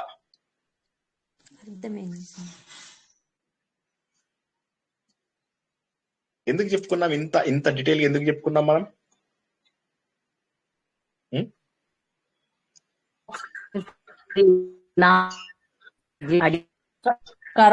కళ్యాణి గారు మీ వాయిస్ క్లియర్ గా లేదు. కర్మయోగానికి కర్మ సన్యాస యోగానికి తేడా ఉంటూ కర్మయోగానికి అంటే త్యాగానికి తర్వాత కర్మ సన్యాస యోగానికి ఏమిటి డిఫరెన్స్ తెలుసుకున్నాం. అర్జునుడు కూడా మళ్ళీ మళ్ళీ శ్రీకృష్ణుని అడుగుతూ ఉన్నాక ఇంక ఇప్పుడు అసలు దీనికి రెండింటికి ఏమిటి అన్నది క్లారిటీ తెచ్చుకున్నాడు. కానీ 18వ అధ్యాయంలో మళ్ళీ అదే ప్రశ్న ఎందుకు అడిగాడు? మళ్ళీ 18వ అధ్యాయంలో అదే ప్రశ్న అడిగాడు. ఇప్పుడు అసలు కర్మలు చెయ్యమంటావా, కర్మలు వద్దంటావా? నువ్వు ముందు చెప్పు, ఒకటి ఏదో ఒక మాట చెప్పు. నేను పనులు చెయ్యాలా, పనులు చేయకూడదా? పనులు చెయ్యాలా, పనులు చేయకూడదా? Simple question. పనులు చెయ్యాలి అంటే కర్మయోగంలోకి వెళ్తుంది, పనులు వదిలేయాలి అంటే సన్యాసం. ఇప్పుడు నేను పనులు చేయాలా, పనులు వదిలేయాలా? ఇంకా కన్ఫ్యూజన్ లోనే ఉండిపోయాడు. యుద్ధం చేయాలా, నేను మోక్షానికి వెళ్ళాలా అన్న ఉద్దేశంతో అడుగుతున్నాడు. అయితే శ్రీకృష్ణుని మామూలుగా అడిగి ఉండొచ్చు. ఇంకొక రకంగా కూడా ఏమైందంటే మహానుభావులైనటువంటి తత్వ విధానంద గారు, విద్యాప్రకాశ్ ఆనందగిరి గారు చెప్పిన జవాబు ఏంటంటే, ఆవు తన దూడకు పాలిచ్చేటప్పుడు పాలు ఇచ్చిన తర్వాత కూడా ఊరికే తన దగ్గర ఉంచుకోవడానికి ఇష్టపడుతున్నాడ? ఊరికే తాగుతున్నట్టుగా యాక్ట్ చేస్తుంది అది దూడ. తల్లి కూడా తాగిస్తున్నట్టుగా యాక్ట్ చేస్తుంది. తాగదు, ఇది తీసుకోదు, అది ఇవ్వదు. దగ్గర ఒకరి దగ్గర ఉంటారు. సో ఇప్పుడు ఏంటంటే శ్రీకృష్ణుడికి అర్జునుడికి ఏమైందంటే డిస్కషన్ చేసుకోవాలనే కోరిక ఎక్కువైపోయింది. అర్జునుడికి ఇంకా అర్థం కాదు. అర్థమైపోయిందంటే అక్కడ డిస్కషన్ ఆగిపోతుంది కదా. దాని బదులు అర్థం కానట్టుగా ఉంటే శ్రీకృష్ణుడు ఇంకొద్దిగా చెప్తాడు. కృష్ణుడి దగ్గరే ఉండాలన్న కోరికతోటి ఏవేవో క్వశ్చన్లు అడుగుతున్నాడు అనమాట. అది దీని గురించే నేను ఇవాళ స్టార్టింగ్ లో ఇంకో ఉదాహరణ చెప్పాను. సుధామోహన్ గారు రామాయణం అంతా విని, రాముడికి సీత ఏమైంది సార్, మీరు చెప్పిందంతా కూడా బాగుంది, it is wonderful, however I don't understand the relationship between Rama and Sita అని చెప్పి ఆవిడ ఇంగ్లీష్ లో అడిగారు. ఎందుకు అంటే ఆవిడకి అర్థం కాదు, రామాయణం గురించి ఇంకోసారి వినాలి అనే కోరికతోటి. సో ఆ ఉదాహరణ ఎందుకు చెప్పాను? ఆవిడేం చెప్పలేదు ఈ మాట, ఊరికే నేను ఆవిడ మీద తోసేసి ఊరికే జోక్ చేస్తున్నాను. అదే విధంగా ఇప్పుడు ఏమైంది అంటే లేదు, ఆవిడ నిజంగా ప్రశ్న అడిగారేమో, పాపం ఆవిడకి రామాయణంలో అసలు కూడా తెలియదేమో అని అనుకోకుండా చెప్తున్నాను అనమాట. సో ఇక్కడ ఏమైందంటే బేసికల్ గా సో ఇక్కడ మనం గుర్తించాల్సినటువంటి సత్యం ఏంటంటే, కర్మ త్యాగము, కర్మ ఫల త్యాగము, తర్వాత కర్మ యోగము, కర్మ సన్యాసము, ఈ రెండిట్లలో ఏది గొప్పది అంటే వయస్సుకు సంబంధించి గొప్పది. అయితే చాలా మనం ఏమనుకున్నాం, సన్యాసం గురించి గత వారం తెలుసుకున్నప్పుడు కొంతమందికి అదృష్టం బాగుంటే తొందరగా వచ్చేస్తుంది, అది గృహస్థాశ్రమంలోకి వాళ్ళు ఎంటర్ అవ్వరు. ఈ జన్మ లోపల చాలా దూరం వెళ్ళిపోయారు అనుకోండి, వాళ్ళకు వచ్చే జన్మలో ఏమవుతుందంటే పుట్టుకతోటే వాళ్ళు సన్యాసులు అయిపోతారు. 10-15 ఏళ్ల కల్లా వాళ్ళు సన్యాసులు అయిపోతారు. వాళ్ళు ఇంకా గృహస్థాశ్రమంలోకి ప్రవేశించరు.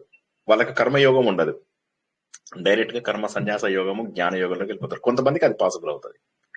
మనలాగా ఎవరైతే గృహస్థాశ్రమంలోకి ప్రవేశిస్తారో వీళ్ళు సాధన ద్వారా కర్మ సన్యాసం మెల్లమెల్లగా చేస్తూ సమాజానికి దూరంగా ఉంటూ, ఇప్పుడు ఉదాహరణకి నేనున్నాను, నేను ఒక 120 years బతికితే ప్రాబబ్లీ ఈ జన్మలో నాకు మోక్ష సాధన జరిగే అవకాశం ఉంది. కానీ 120 years బతకకుండా సే 55 ఏళ్ళే బతికాను అనుకోండి, అప్పుడు ఏమవుతుందంటే వచ్చే ఇయర్ లోపల మళ్ళీ నేను ఇంకొక కుటుంబంలో పుట్టి, సాధన చేసే కుటుంబంలో పుట్టి అక్కడ నేను తెలుసుకునేటటువంటి అవకాశం ఉంది. అక్కడ నేను అతి తొందరగా 15-20 ఏళ్ళకే నేను సన్యాసిని అయిపోయే అవకాశం ఉంది. ఈ జన్మలో వస్తే సరే. ఇదే మనము శ్రీకృష్ణుడి గురించి చెప్పుకున్నప్పుడు కూడా చాలా డీటెయిల్ గా చెప్పుకున్నాం. ఏమని చెప్పుకున్నాము? శ్రీకృష్ణ భగవానుడు ఎంతో మంది అలా వెయిట్ చేస్తున్న గ్యాంగ్ కొంతమంది ఉన్నారు. ఆ గ్యాంగ్ అందరికి కూడా ఒకేసారిగా ఒక్కటే దెబ్బకి అందరికి కూడా మోక్షాన్ని కలిగించాడు. అందరికి కూడా అది మనకు రాసలీల లోపల ఒకేసారి కల్పించేసేసాడు. ఎందుకని? వీళ్ళందరూ ఎదురు చూస్తున్నారు, మాకెప్పుడు వస్తుంది మోక్షం, మాకెప్పుడు వస్తుంది మోక్షం, మాకెప్పుడు వస్తుంది మోక్షం అని ఎదురు చూస్తున్నారు. ఆ ఎదురు చూస్తున్న వాళ్ళందరికీ కూడా ఒకే ఒక షాట్ లోపల ఆయన మోక్షాన్ని కలిగించాడు. అది అక్కడ మనం గుర్తుంచుకోవాలి. కాబట్టి ఏంటంటే మనం అంతా కూడా ఎదురు చూస్తున్నాం మోక్షం కోసం. ఎదురు చూస్తున్నప్పుడు ఏమవుతుంది, కొంతమందికి ఎందుకంటే మోక్షం యొక్క గొప్పతనం తెలియనప్పుడు మనకు మోక్షంలోకి వెళ్ళాం మనం. ఆ మోక్షం యొక్క గొప్పతనం కూడా తెలియాల్సినటువంటి అవసరం ఉంది మనకు. ఆ మోక్షం యొక్క గొప్పతనం తెలుసుకోవడం కోసమే ఈ జ్ఞానం అంతా కూడా. జ్ఞానం ఏం చేస్తుంది, మనకు మోక్షానికి సిద్ధంగా చేస్తుంది మనకు.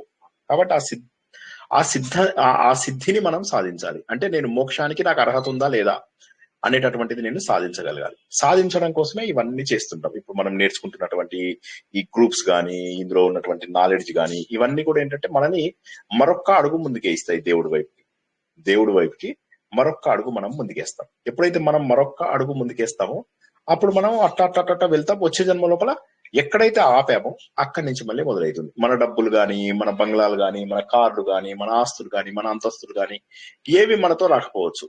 కాకపోతే మనతోని రాగలిగేటటువంటి ఒకే ఒక్కటి ఏంటయ్యా అంటే మన జ్ఞానం. ఈ జ్ఞానం ద్వారా ఏమవుతుందంటే మనం భగవంతుడిని తొందరగా కూడా పొందేటటువంటి అవకాశం. ఆత్మ సుఖము వీడి నీ ఆట కొరకు పాత్ర పోషణ చేసి సూత్రధారి విశ్రమించద నీ పాదం ఆశ్రయించి పరమ కరుణాంతరంగా శ్రీ పాండురంగ. జై శ్రీకృష్ణ. ఇవాళ 30 minutes చెప్పుకుందాం అనుకుంటే లక్కీగా కరెంటు పోలేదు, ఇంటర్నెట్ పోలేదు. సో కాల్ కూడా గంటంపావు జరిగింది.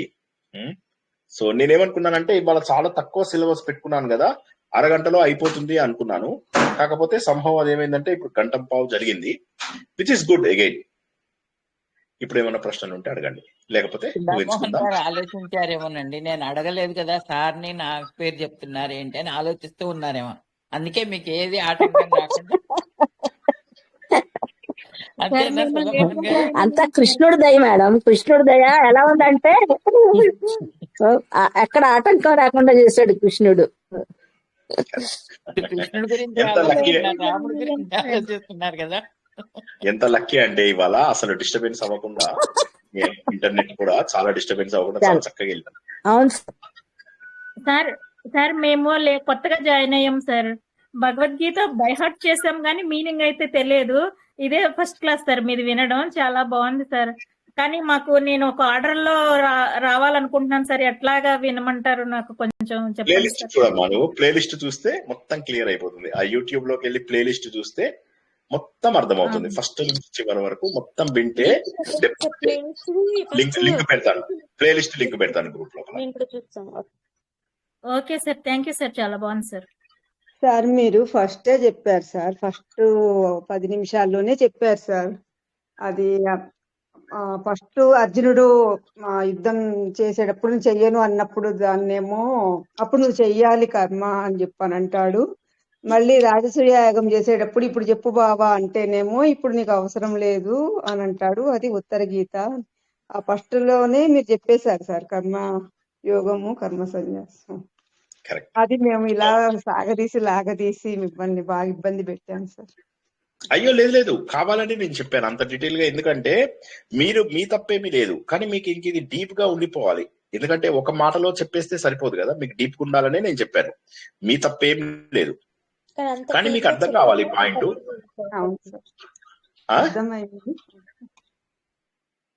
ఇలా డీప్ గా చెప్పేసరికి మాకు కూడా అర్థమైంది. టోటల్ గా ఇప్పుడు ఒక స్టేజ్ వరకు అప్ టు 50 years కర్మ తప్పదు.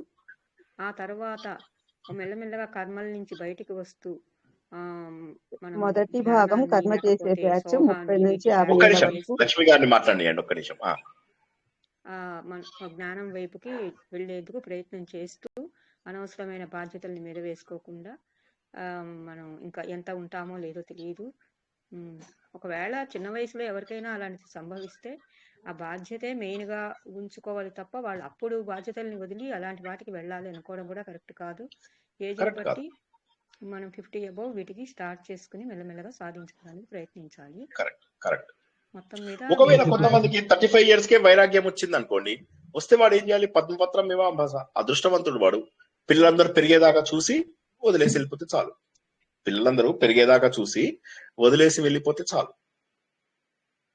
ఏంటంటే ఇప్పుడు చిన్నప్పుడు 27 years 25 years కి పెళ్లి చేసుకుని విత్ ఇన్ 1 year వైఫ్ ని 1 or 2 children ఏమైనా చైల్డ్ ఉందేమో తెలియదు, వెళ్ళిపోయాడని మా అమ్మగారు వాళ్ళు చెప్పుకునేవాళ్ళు. ఇట్లా దీని మీద ఇంట్రెస్ట్ ఉండదు. కొంతమందికి అది జరుగుతుంది. ఇప్పుడు మన తత్వ విధానంద గారు కూడా అంతే కదా, 2 decades భార్యతోటి ఉన్నారు. తర్వాత ఆయన సన్యాసం తీసుకున్నారు. భార్య కూడా ఆయనకు శిష్యురాలే. తత్వ విధానంద డబుల్ డాక్టరేట్, సైంటిస్టు, ఆయన IPS లో సెలెక్ట్ అయినటువంటి వ్యక్తి. ఆయన మన ఇండియాలో ఇద్దరు ఉంటే అయిపోయారు సార్, ఏం కాదు. కానీ భార్యను విడిచిపెట్టిపోతే కూడా అది బాగుండదు. ఆయన్ని తత్వ విధానంద స్వామిని కాకినాడలో చూసాను సార్. ఆయన ఉపన్యాసాలకు వెళ్ళాను సార్ నేను. ఇంకా ఉంది, ఎల్లుండి దాకా ఉంది చూడండి. కాకినాడలో ఉన్న వాళ్ళు ఆయన ఉపన్యాసాలు విన్నాను సార్. ఇప్పుడు వెళ్ళమ్మా, ఇప్పుడు ఉన్నారు 15వ తారీఖు దాకా ఉన్నారు అంటున్నాను. 15వ తారీఖు పొద్దుతో అయిపోతుంది. అవును సార్, ప్రవచనాలు పెట్టారు సార్. వెళ్ళండి కదా, రామకృష్ణ మఠంకి వెళ్ళండి. మీకు చాలా దూరమా రామకృష్ణ మఠం? లేదు సార్, నేను ఇప్పుడు మచిలీపట్నంలో ఉంటున్నాను సార్. ఓకే ఓకే, ఎవరైనా కాకినాడలో ఉన్న వాళ్ళు మాత్రం తప్పక వెళ్ళండి ఆయన దగ్గరికి. ఆయన క్లాసులు 15 దాకా ఉంటాయి అక్కడ. తర్వాత ఇంకా హైదరాబాద్కి వచ్చేస్తారు 16 నుంచి హైదరాబాద్ లో ఉన్న వాళ్ళు వెళ్ళండి పద్మారావు నగర్ లో ఉన్న శివానంద ఆశ్రమానికి. సో ఆయన లెజెండ్. ఇప్పుడు ఏంటంటే కొంతమందికి అది ఉన్న వాళ్ళు ఉంటారు, కొంతమందికి చిన్నప్పుడే సన్యాసం తీసేసుకుంటారు. ఇవన్నీ కూడా ఏంటంటే కొన్ని ఎక్సెప్షన్ కేసెస్ ఉంటాయి. బట్ జనరల్ కేసెస్ ఏంటంటే ఒక 40-50 ఏళ్ల వరకు బాధ్యతలు చేయడము, 50 తర్వాత మెల్లమెల్లగా అనవసరమైన విషయాలు తగ్గించుకోవడమే పరిణతి అంటే ఏంటి? అనవసరమైన విషయాలు తగ్గించుకోవడం. అంతేగాని వైరాగ్యం అంటే ఫోన్ చేసి కాటేఫ్ నీ దోస్తు కాటేఫ్ నా దోస్తు అది కాదు, అది రియల్ కాదు, అది తప్పు మాట. మెల్లమెల్లగా అవసరం లేని వాళ్ళు. చెప్పమ్మా. ఇది హరే రామ హరే కృష్ణలో చేరిన ఒక అబ్బాయి మాకు తెలిసిన వాళ్ళు ఒక 35 ఏళ్లకే అంటే స్వామి చెప్పారని చెప్పేసి ప్రాణత్యాగం చేసుకున్నారు. అది కరెక్టేనంటారా? అసలు హరే రామ హరే కృష్ణలో జాయిన్ అవ్వకూడదు. First of all Hare Rama Hare Krishna అంటే మీరు ఇస్కాన్ చెప్తున్నారు. ఇస్కాన్ అనేది వక్రీకరించినటువంటి కృష్ణతత్వంని ఇస్కాన్ అంటారు. కాబట్టి దాన్ని మనము పెద్దగా ఇప్పుడు ఇక్కడ మాట్లాడుకోవడం అంత భావ్యం కాదు. వక్రీకరించిన కృష్ణతత్వం అది. అక్కడ మీరు వెళ్ళి మీరు అడిగితే మీకు సన్యాసం రేపిస్తారు. ఇవాళ అడిగితే రేపు అడిగితే ఇవాళ నుంచి ఇస్తారు వాళ్ళు. నాకు రేపటి నుంచి కావాలండి అంటే రేపటి నుంచి ఎందుకు ఇవాళ నుంచే తీసుకోండి అని ఇచ్చేస్తారు. అదే మీరు దయానంద ఆశ్రమం, శివానంద ఆశ్రమం ఇవన్నిటికీ వెళ్ళండి.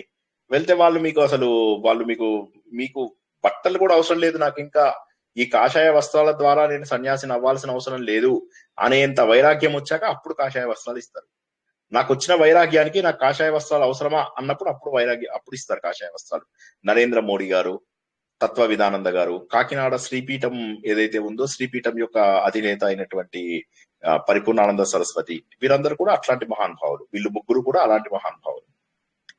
సో నరేంద్ర మోడీ గారు, తత్వ విధానంద గారు, పరిపూర్ణానంద సరస్వతి గారు, వీరు ముగ్గురు కూడా. అయితే నరేంద్ర మోడీ గారు కర్మయోగంలోనే ఉంటూ ఆయన జ్ఞానయోగి, కానీ కర్మయోగం ముందు అవసరం కాబట్టి దేశానికి అది చేస్తున్నారు అంతే. కానీ ఆయన సన్యాసం తీసుకున్న వారితోనే సమానం. జై శ్రీకృష్ణ. జై శ్రీకృష్ణ. కాబట్టి ఇక ఇస్కాన్ లో వాటిల్లో మీరు అట్లా కాదు. ఇస్కాన్ లోపల నేను చదువుకున్నాను అని చెప్తే చాలు, వాళ్ళు అంటారు చదువుకున్నావా, సరే అయితే తీసుకో అని చెప్పేసి జాయిన్ చేసేసుకుంటారు. జాయిన్ చేసుకున్న తర్వాత అక్కడికి కృష్ణుడు తప్ప వేరే వాళ్ళు లేరు, మిగతా దేవుళ్ళందరూ వేస్ట్ దేవుళ్ళు, వాళ్ళందరినీ డెమిగాడ్స్ అంటారు అని చెప్పి వాళ్ళు భాగవతాన్ని కూడా, వ్యాసుడు రాసిన భాగవతాన్ని కూడా పూర్తిగా వక్రీకరించి అందులో లేని కథలన్నీ ఇంక్లూడ్ చేసి పారేశారు.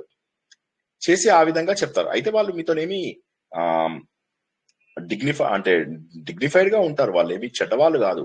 కాకపోతే వక్రీకరించినటువంటి కృష్ణతత్వం అది అట్లా.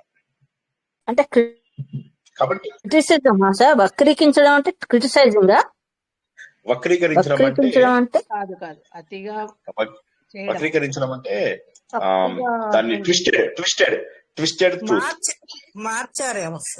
Twisted truth Sudha garu. Twisted truth. కృష్ణుడు ఒక్కడే దేవుడు, ఎవరు దేవుడు కాదు అని వాళ్ళు మిగతా దేవుడు వాళ్ళ అద్వైతం ఒప్పుకోరు. పూజలు వాటిలోనే ఉంటారు. హరే రామ హరే కృష్ణ చేస్తే మీరు సంధ్యావందనం కూడా చేయక్కర్లేదు. ఇవన్నీ మాట్లాడతారు. పూజలకు వాటికి ఎక్కువ ప్రాధాన్యత ఇస్తారు. వాటి నుంచే వస్తుంది అన్నట్టుగా కొంత వైష్ణవ తత్వము, కొంత వాళ్ళ సొంత పైత్యము, ఈ రెండింటితోని వాళ్ళు ఏం చేస్తారు. అయితే ప్రపంచ వ్యాప్తంగా వాళ్ళు చేస్తున్నది సేవనే. కాకపోతే వాళ్ళు వేరే దేవుళ్ళని గుర్తించకపోవడమే ప్రాబ్లం. వాళ్ళు మీతోని వాళ్ళు మిస్చీఫ్ చెయ్యరు, చక్కగా మాట్లాడతారు, అందరూ మంచిగా ఉంటారు, అన్ని బాగానే ఉంటాయి. కాకపోతే వాళ్ళ ప్రాబ్లం వల్ల ఏంటంటే కృష్ణుడి పైన వాళ్ళ తత్వం ఎట్లా ఉంటుందంటే డీప్ వెళ్ళిపోతుంది. గోలోకం అనేది సెపరేట్ ఉంటుంది, మనం అందరం కూడా ఆడవాళ్ళమే. మన అల్టిమేట్ గోల్ ఏంటి అంటే గోలోకంకి వెళ్ళిపోయి శ్రీకృష్ణుడితో డాన్స్ చేయడం. సో వీళ్ళకి మోక్షం అనేది ఉండదు, ఇక మోక్షం లాగా ఏమి ఉండదు. ఇప్పుడు ఆయన ఏమంటారంటే మీరు అల్టిమేట్ గా ఏం చేయాలి అంటే డాన్సులు చేయాలి. ఏం డాన్సులు చేయాలంటే పదండి గోలోకంలో డాన్సులు చేద్దాం, మీరు అందరు ఆడవాళ్ళే, మీ అందరి గోల్ ఏంటంటే మీ లైఫ్ టైం గోల్ ఏంటంటే వెళ్ళిపోయి గోలోకం లోపల డాన్స్ చేద్దాం శ్రీకృష్ణుడితో అంటారు. సో అక్కడ లాజిక్ దేనికి అందనటువంటి ఇదన్నమాట. ఇక్కడ అందుకే ప్రాక్టీస్ చేస్తారు కదా సార్, ఇక్కడ కూడా డాన్సే కదా ప్రాక్టీస్ చేస్తారు వాళ్ళు. అలా డాన్స్ చేసుకుని హరే రామ హరే కృష్ణ హరే రామ హరే కృష్ణ ఇక్కడ కూడా డాన్స్ లే చేస్తారు ప్రాక్టీస్ అక్కడికి వెళ్ళి చేయడానికి. మీరు అది కూడా చూసారు కదా, దానికి ఫారినర్స్ వాళ్ళు వీళ్ళు కొత్త లోపల ఇంకా హారిబుల్ గా ఉండేది. మీరు 30-40 years బ్యాక్ తీసుకుంటే మీరు అది దమ్మారో బాగుండదు, చిత్త కలుస్తా ఉంటారు. ఒరిజినల్ సినిమా ఏంది ఆమెది జినతమన్ ధర్మేంద్రది, అదే హరే రామ హరే కృష్ణ. ఆ సినిమాలో ఫుల్ గా వాళ్ళు దమ్ము కొడుతూ ఉంటారు ఫారినర్స్ ఇవన్నీ. నేను 4th class లో ఉన్నప్పుడు మేము పూణే అటు సైడ్ వెళ్ళినప్పుడు హరే రామ హరే కృష్ణ కోసం వెళ్ళాము. వెళ్తే అక్కడ అందరు ఫుల్ గా స్మోకింగ్ చేస్తున్నారు, ఫుల్ గా డ్రింకింగ్ చేస్తున్నారు, దండలు వేసుకుంటారు, ఎక్కడ పడితే అక్కడ అందరూ బుద్ధులు పెట్టేసుకుంటున్నారు, కౌగులించేసుకుంటున్నారు. సో అప్పట్లో ఇంకా ట్విస్టెడ్ గా ఉండేది. ఆడవాళ్ళు మగవాళ్ళు అందరూ చేరి ఒకరి మీద ఒకరు పడిపోతూ అప్పట్లో చాలా హార్బుల్ గా ఉండేది. ఇప్పుడు కొద్దిగా పాలిష్ చేశారు, ఇప్పుడు బానే ఉంది. ఇప్పుడు అట్లా లేదు, ఇప్పుడు ఆ గలీజ్ వేషాలు ఏం లేవు. అందుకే కదా వాడు ఆ సినిమా లోపల అతను ఏమంటాడు, వాడి వీళ్ళకి ఏ రకంగా హక్కు ఉంది మన హరే రామ హరే కృష్ణ అంటూ వీళ్ళు ఈ మతాన్ని పాడు చేయడం. మీరు ఆ సినిమా చూసారా లేదా? ధర్మేంద్ర వాడి చెల్లెలు కోసం చిన్నప్పుడే విడిపోతారు. వాడి చెల్లెలు హరే రామ హరే కృష్ణతో జాయిన్ అయిపోతుంది. ఆమెని వెతుక్కుంటూ వెళ్ళిపోతాడు. ఆమెను వెతుక్కుంటూ వెళ్తే అప్పుడు ఆమె ఇక్కడ కనిపిస్తుంది. కనిపించినప్పుడే ఈ పాట దునియానే హంకో కియా క్యా దునియానే హంసే హంకో దియా క్యా హమ్ ఇస్కి పర్వా కరే క్యో అని పాడుంది కదా అదే. సో ఇవేమైతుందంటే మనకి ఎవ్వరు ప్రపంచం ఏమి ఇవ్వలేదు, మనకి ఎవ్వరు ఏమి చేయలేదు, మనం ఈ ప్రపంచం గురించి ఎందుకు పట్టించుకోవాలి? సో కాబట్టి మనం ఏం చేయాలి? దమ్మారో దమ్ మిట్ జాయే గమ్ బోలో సుబహ్ శామ్ హరే కృష్ణ హరే రామ్. సో ఈ దమ్ కొడుతుంటే నీకు గమ్ అంతా పోతుంది, నీ బాధలన్నీ కూడా మర్చిపోతావు. దమ్ము కొట్టు బాగా, అలా కొడుతూ హరే రామ హరే కృష్ణ హరే అని చెప్పేసి ఇది పాప వీడేమో చెల్లెల కోసం వెతుకుంది.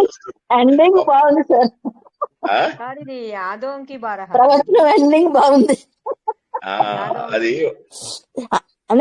హరే రామ హరే కృష్ణ 100% అది అందులోనే కదా వాడు ఫూలోంక తారోంక యహీ कहना है 1000 में मेरी बहना है सारी उम्र हमें संग रहना है फूलोंक तारोंक यही कहना है అని అంత పాపం అంతా కలిసి ఉందామని చెప్పేసి చెల్లెల కోసం అంత ఇష్టపడతాడు.